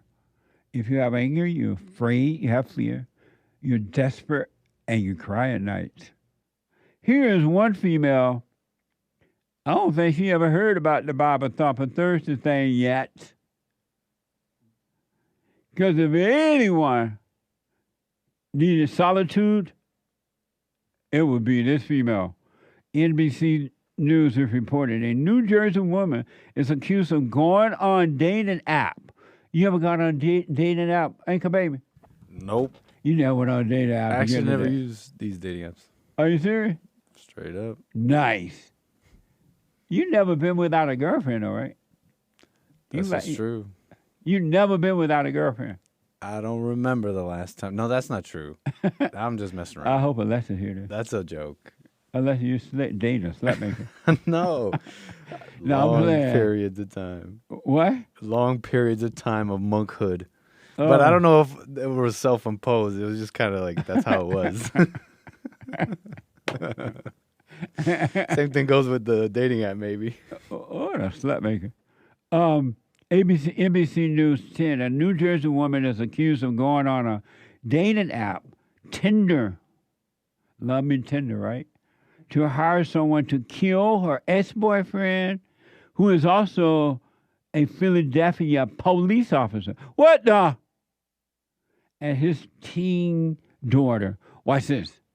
Well, Brian, Sarah, the prosecutor said this afternoon they haven't seen a case like this in decades. They say the woman started talking to someone on Tinder and she allegedly wanted him to kill her ex-boyfriend and his daughter. 26-year-old Jacqueline Diorio of Runnymede thought she had found someone on Tinder who would kill her ex-boyfriend, according to the Camden County Prosecutor's Office. Instead, she was communicating with a confidential informant. We knew when they were going to meet. We knew where they were going to meet. In late March and early April, Diorio started messaging with the informant and even met him here at this Wawa, eventually asking him to kill her 53-year-old ex-boyfriend, a Philadelphia police officer, along with his 19-year-old daughter. They dated for about a year, and how they met, she was his barber, and then they began their dating relationship. There was clearly problems. There was a restraining order at one time. They ended the relationship March 6th. The agreed upon amount for the hit, $12,000, which would be made in payments, according to charging documents. On Friday evening, Diorio and the informant met in the parking lot of this Dollar General in Gloucester Township, where she allegedly gave him an initial payment of $500 cash. Once money was exchanged, we knew that charges were appropriate. Diorio was taken into custody by the Gloucester Township Special Response Team. Wow. Oh, no. You ain't going nowhere. You stand and you going to love me. I can hear her now. I'm going to kill this nigga rah-rah. Nigga rah-rah. I ain't said the other word. I know y'all mind. Y'all hear something else. But I'm talking about the country nigga rah-rah. I'm going to have this nigga. You ain't going nowhere, and you going to love me. I'm staying. No. Oh, yeah. I'm staying. And you, and you, and you. You going to love me. Or I'm going to have you killed. According to the report. 888-7753. 773. Let me go to Ardene out of Colorado. Ardene, welcome to the show. You're on the air. Hi. Hey, Ardene. Good morning. Good morning. Good morning to you. I just wanted to question you as far as what you were stating as far as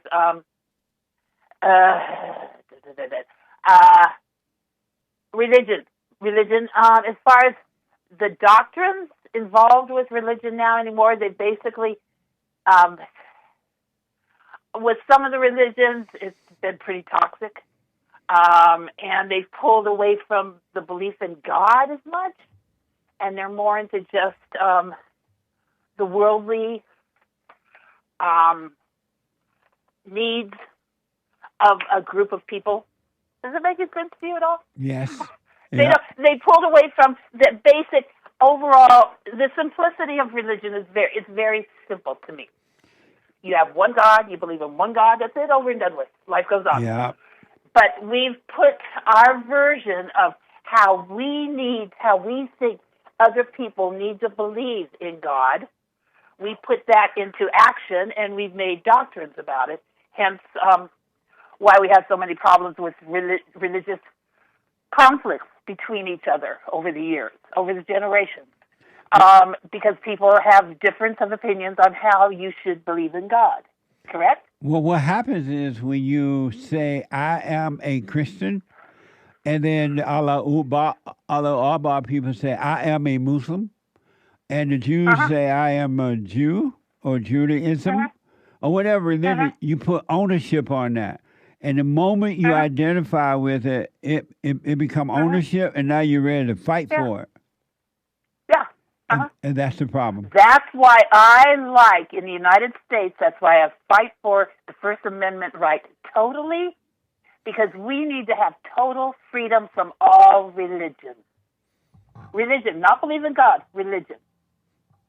Yeah. Because everybody has a different version of how they should believe in God. Everybody, including the Christians. 100%. Are you a Christian? I believe that Jesus was sent here to save us. Yes. And so, are you a Christian? As far as to put a label on things, I don't like to put labels on things. I really don't. Right. I understand I'm a person. I believe in God, and I believe that Jesus was here for a purpose. And so, are you a Christian? That's what I believe. I don't want to say I'm a Christian or not. I believe in God. Oh, amazing. Ardene, I appreciate it. Thank you. You're right. It's a mess. We need to stop the fighting of religion in the United States of America. Yeah, absolutely. And if Christianity is the ruler of America, if you don't want to accept Christian in America, no. That's where I disagree with you. If you don't want to accept Christianity in America, you need to stay in your own country. What? If the people who are coming here, if they don't want to accept Christianity in America, they need to stay in their own land. We're not a Christian nation. We're a Christian. We're a nation of all religions. No, we're not. Yeah, we are. Freedom of religion, First Amendment. It's there. I know there is freedom of religion, but it ain't no freedom. You got it. It ain't no freedom to be Allahu Akbar. Yes, there is. Freedom of religion. That's all it says. Freedom of religion. And so should we have Allahu Akbar in our country? Yes. Yeah? Yeah. But they don't like you. They hate Christians. I haven't had any problem with them. Well, you better stay. I haven't had. There's some where I live now. I haven't had any problems. Well, with them. They don't hate me. You better stay in the house. And no wonder you're afraid to say you're a Christian. What? You said you didn't want to say it. I believe in Christ. But you didn't want to say you're a Christian, right?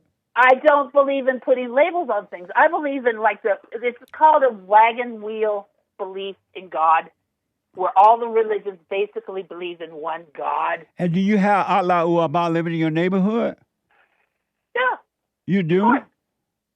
Yeah. Well, no wonder you're afraid to let them know you're a Christian. I don't blame you. I'm not afraid. I bet you won't go out. I'm Christian. I bet you won't go outside and say I'm a Christian. You want me to right now? I'll go right now. No, come back. What? You're going with me? The No, phone's I'm not. in my hand. You're going with me. Okay. Now I have no fear of stating my religion. Oh, okay. Who I believe in Christ. I have no fear of that. Okay.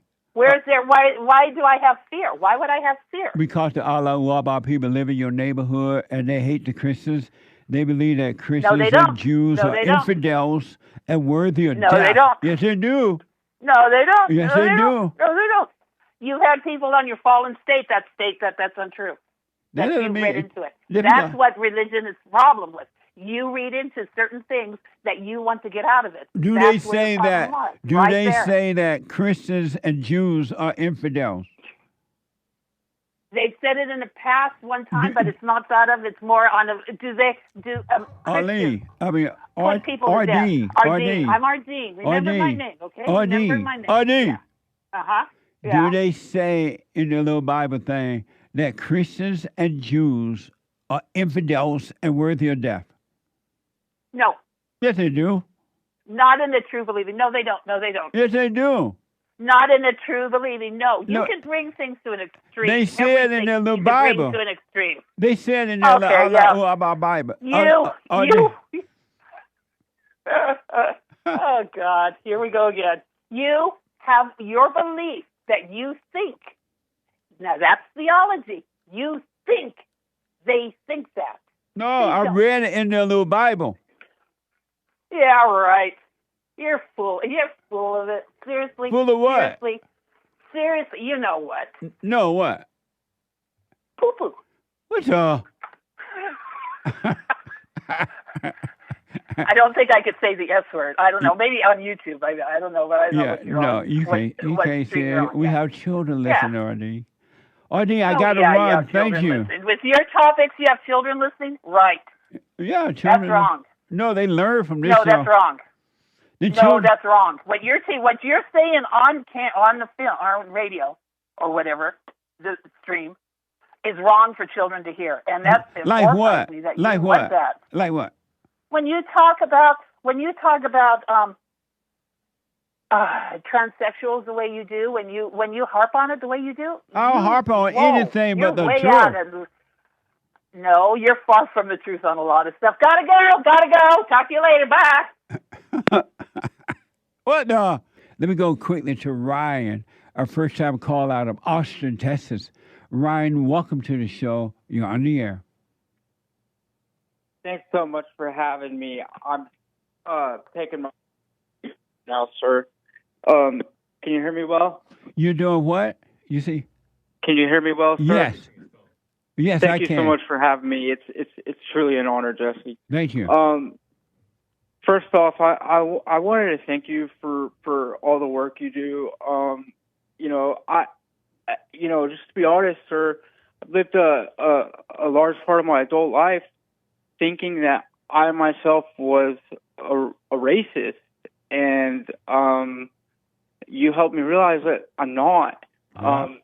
I'm just as much of a racist as you are, and it's really relieving to know that. And I think thinking that of my own self for as long as I did helped breed a lot of hate in my heart. Yeah. And help me accept things that otherwise, are unacceptable. And I just wanted to thank you for that. It's a big deal, and I'm just so grateful that I found your content. And I wanted to. Let me ask before you get to that. Why did you think you were a racist? Well, sir, I just had honestly, when I was young, I grew up in the South, small town Texas, and I would hear, some of my family, say things that were really racist, or so-called racist or whatever, and I knew from a young age that was wrong, right? I would hear it, and I knew it was wrong.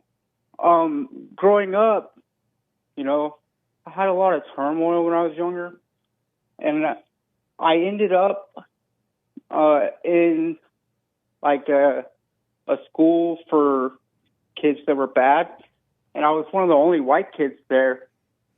And I just got beat up a lot, and Were there I just got tormented. Were there mostly black kids? Correct, all black, and they beat you up because you were white. Tormented, yeah. So bad that I got tired of it, and there was one time where I was just, they cracked one of my front teeth, man. I was like, I'm not gonna lose teeth like this.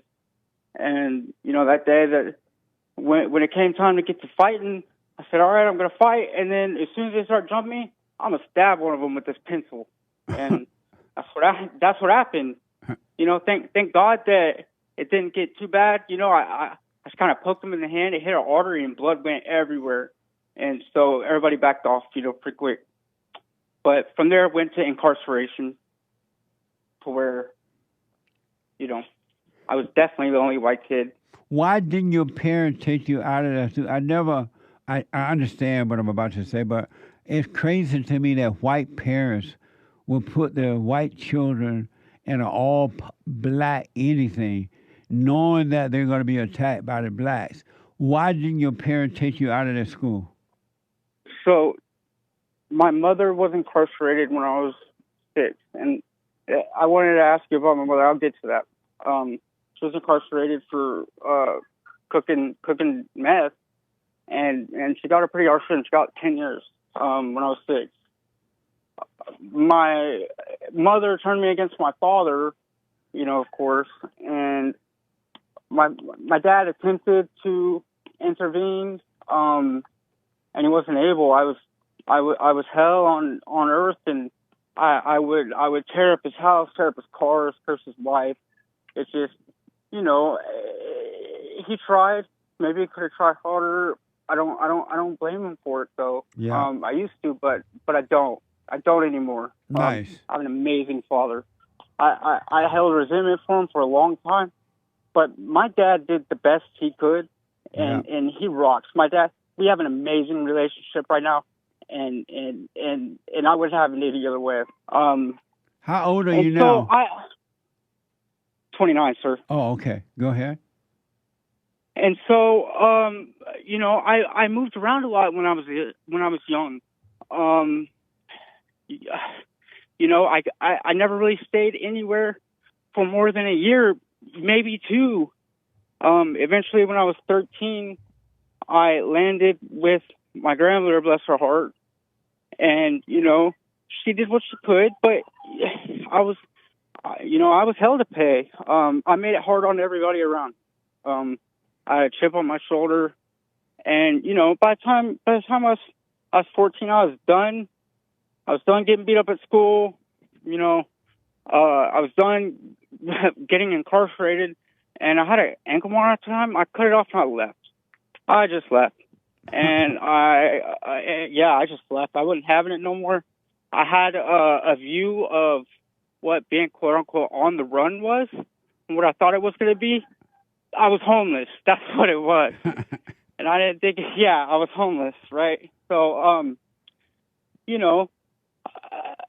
by the grace of God, I saw some people working one day, and I went up to them and I said, man, I need to work.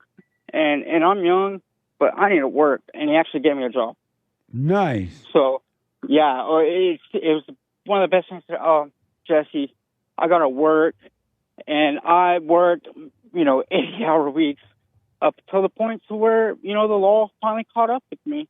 And I had to go do my little time, got out, went straight back to work. And, best thing, just by far the best thing that ever happened to me. I'm still in the business. I was able to start my own business 6 years ago in the same career market. Right on. Are you doing fine now? Yes, Jesse, I'm doing okay, and honestly, listening to you, no, I'm not doing fine. I need to improve on a lot of things, and I have the structure and the ability to do so. And listening to you, has given me. It's so easy to just accept being piece of crap, Yeah. It's easy to make excuses. Yeah. It's easy to be a beta.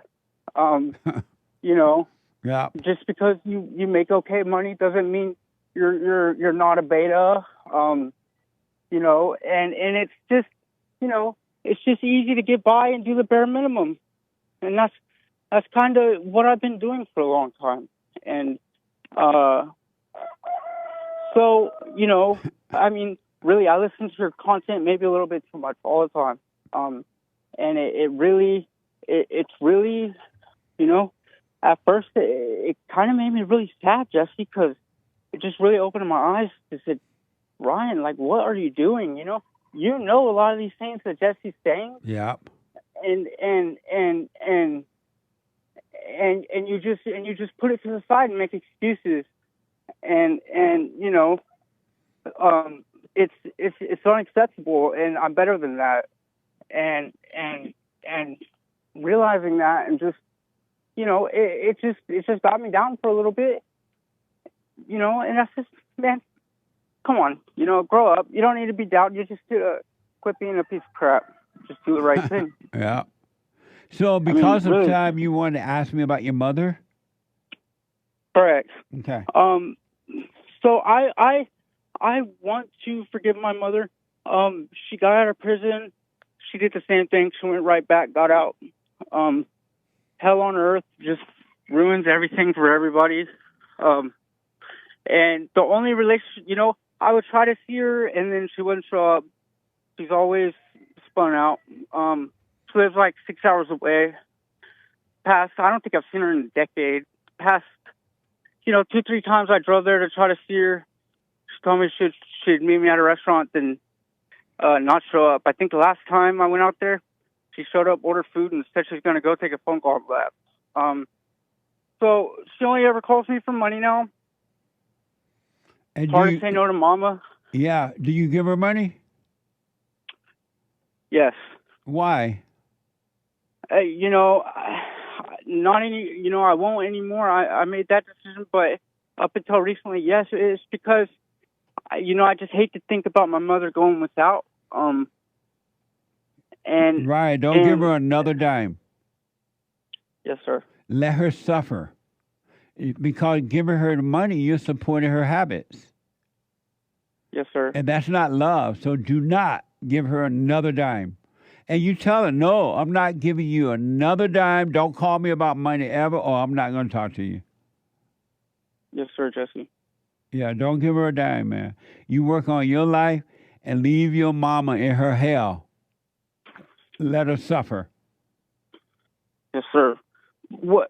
You're right. Yes, sir. I appreciate that. What I wanted to ask though is, I want to forgive her, and I don't know if my idea of forgiveness is misconstrued or not. I don't feel anger like I used to at all. I used to feel so much anger towards her. I don't anymore. Right. I can't help but to feel resentful towards her, and I you know, for a long time I felt like I had forgiven her, and now I think that if I truly forgive my mother, I shouldn't feel any resentment or anything but, you know, peace and love towards her, and just set her free, you know. And I, you know, she won't answer my phone calls. You know, I know you say you need to go to your mother.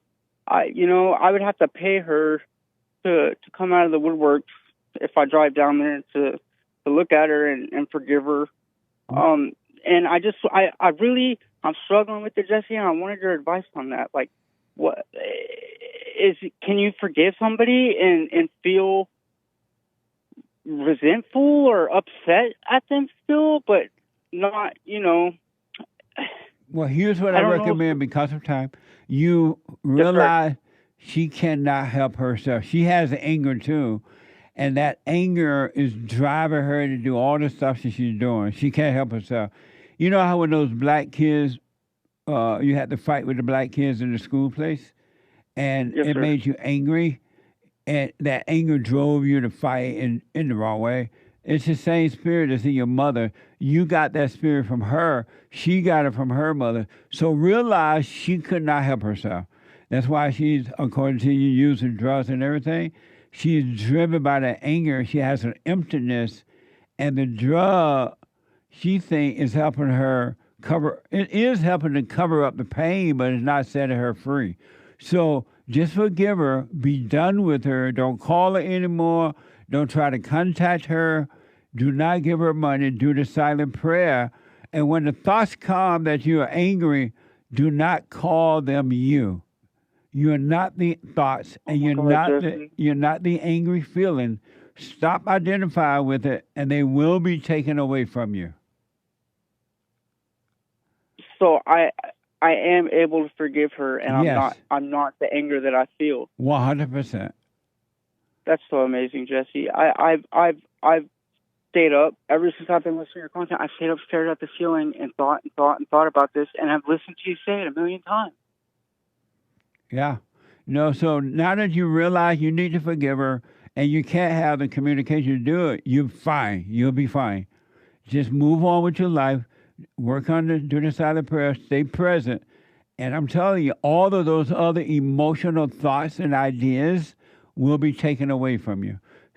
So that's why I'm encouraging you to see those thoughts and not identify with them anymore is making you free from them.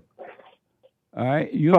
I just text her and say, "Mom, I forgive you for all the hell you raised." You know. Yeah. You know what? I've listened to what you say. Yeah. And that's and then I've done my part, and Yes. I just have to work on not identifying with that, and that's amazing, Jesse. 100%. And I'm telling you the truth. All you need to do now is stop identifying with it. You'll be fine. You're not your thoughts. You're not your emotions, good or bad. You're amazing, Jesse. I seriously appreciate it. I know you're short on time. I can't thank you enough. You're welcome. You stay with it, Ryan. Stay with it. stay with it, stay with it. It's only going to get better. It cannot go wrong. It can only go right, and it will get rid of the wrongs. One thing I want you to know, if you will notice this if you haven't noticed it already, is that the fake Ryan, the thoughts and emotions are never happy. They always got something going on. But the real Ryan is always happy and never have anything going on. You're always happy. You're always free. It's the fake Ryan that has all the problems. So stop identifying with the fake Ryan, and you'll be fine. Thank you, Jesse. You're welcome. Thank you, Jesse. And I'll say this just one more time. My dad is amazing. Amazing. I'm so glad I returned to my father. Yes. Just incredible. Thank you so much, Jesse. Seriously, thank you so much, sir. You're welcome. Don't try to go you. see your mother. You'll be done with her. Just don't return. You'll be fine. No, I don't ever want to go there again. Right. All right, buddy. Thank you. Thank you, Jesse. Thank you. You're welcome. Bye. Bye now. Amazing. Remember I told you that black people don't pay? They don't pay back. They don't pay their bills. And a lot of company and banks goes out of... I know of a black bank that I was told it was in the hood, went out of business because they would loan black people money for whatever reason to get homes or whatever, and they never paid it back. Never paid it back. You know something? Black people, we had a economic boom. I mean, what do you call that when they come to go down? Remember when crash? When the government giving the black people all that money to buy homes and everything a while back? No, the government was forcing banks to give loans to blacks. Yeah. Yep. And they were Maxine Water was pushing it, the wicked witch of the West. Mm-hmm. And Bill they gave the Clinton, money, too. huh? Bill Clinton too. And they gave the money to the blacks. They pretend like Bill Clinton was good for the economy And the black got homes and everything, and they didn't pay it back. And then we crashed. And you can't even loan black people $10 and think they're gonna pay it back. You gotta hunt them down, and then when you find them, why are you following me? Why are you asking for that money? I'm gonna give it to you whenever I'm ready. Why are you asking for your money? Yeah, it's crazy. You can't even let black buy a car from you on loan. You know, like, okay, I give you $50 down to buy this car, and then I'm gonna pay you. You're gonna have to repo your car, and then you gotta fight about that. Fox 13 Memphis. A Memphis repo man was in the hospital Wednesday after being run over by a driver trying to escape the tow truck. Watching from Fox 13, Memphis. That victim we know is recovering tonight. So again, we are about to show you that video. Another warning, it can be disturbing to some. It shows that car backing over this victim's head and then taking off. What appears to start as a routine repossession quickly turns violent when a Memphis repo man gets underneath the wheel of a car and the driver backs over his head.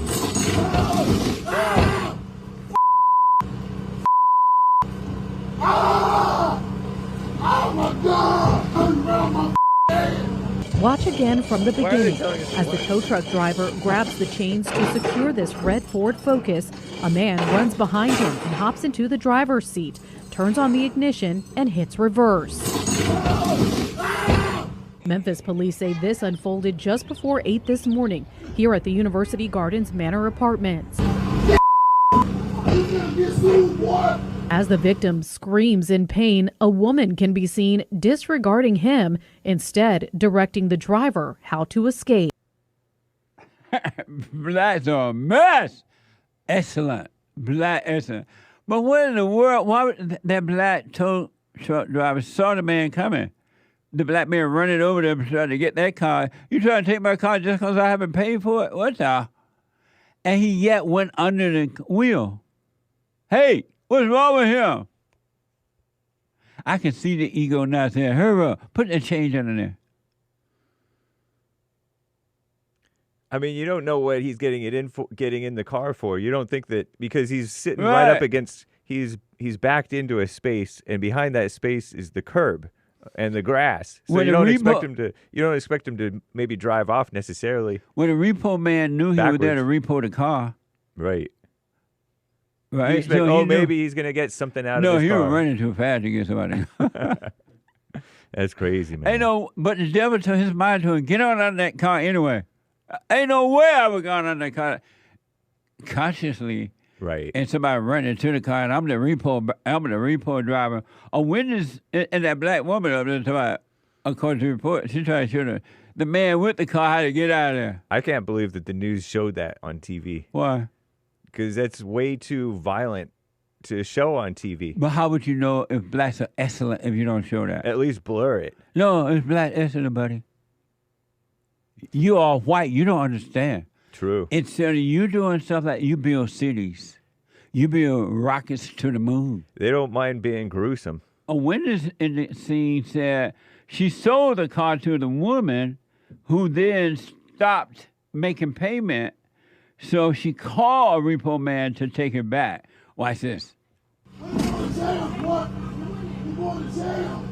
Memphis police say the man and woman fled the scene, and miraculously, the victim is able to walk away, sharing his horrific experience on social media, along with these pictures from his hospital bed showing his injuries. Memphis police say the victim had abrasions on his head, a large black mark on the front of his sweatshirt, complained of arm pain, and had to be shaken to be kept conscious. It's hard to watch. It's real hard to watch. Neighbors who didn't want to be identified, all shaken by the video, but also concerned with how the whole situation played out. I feel sorry for him, but I don't think your job that important, bro. I don't think it's a person that tow cars. He probably should have seen, he should have looked what was going on and decided not to put his head under the car. Memphis police say a witness on scene told them they had sold that car to the woman in the video, who they say wasn't making payments. She told police she'd put the car up for repossession and contacted the repo man to pick it up. Now, when she tried to help that driver get out of there, she didn't want to pay on that car. Black excellent. This is why South Africa whites are building, according to the report, their own new South Africa. We're going to have to do that in this country. Blacks are a mess. A real mess. They have no love. And very dangerous. That man must have a really hard head for a car tire to run over it. Yeah. Talk about a hard head. My mama told me I had a hard head. Repo men have it tough. No, but he had to go in that car. When I saw that person knowing that this car being repo and some black guy running to it like that. I know, but you can't really dilly-dally either. I know, but I was like, ma'am, sorry this guy ran and got this car before I could get. I ain't going under that tire. Especially with black people. True. They do not care about you. Black people don't care about that. They don't care about themselves. They'll kill you and feel nothing about it.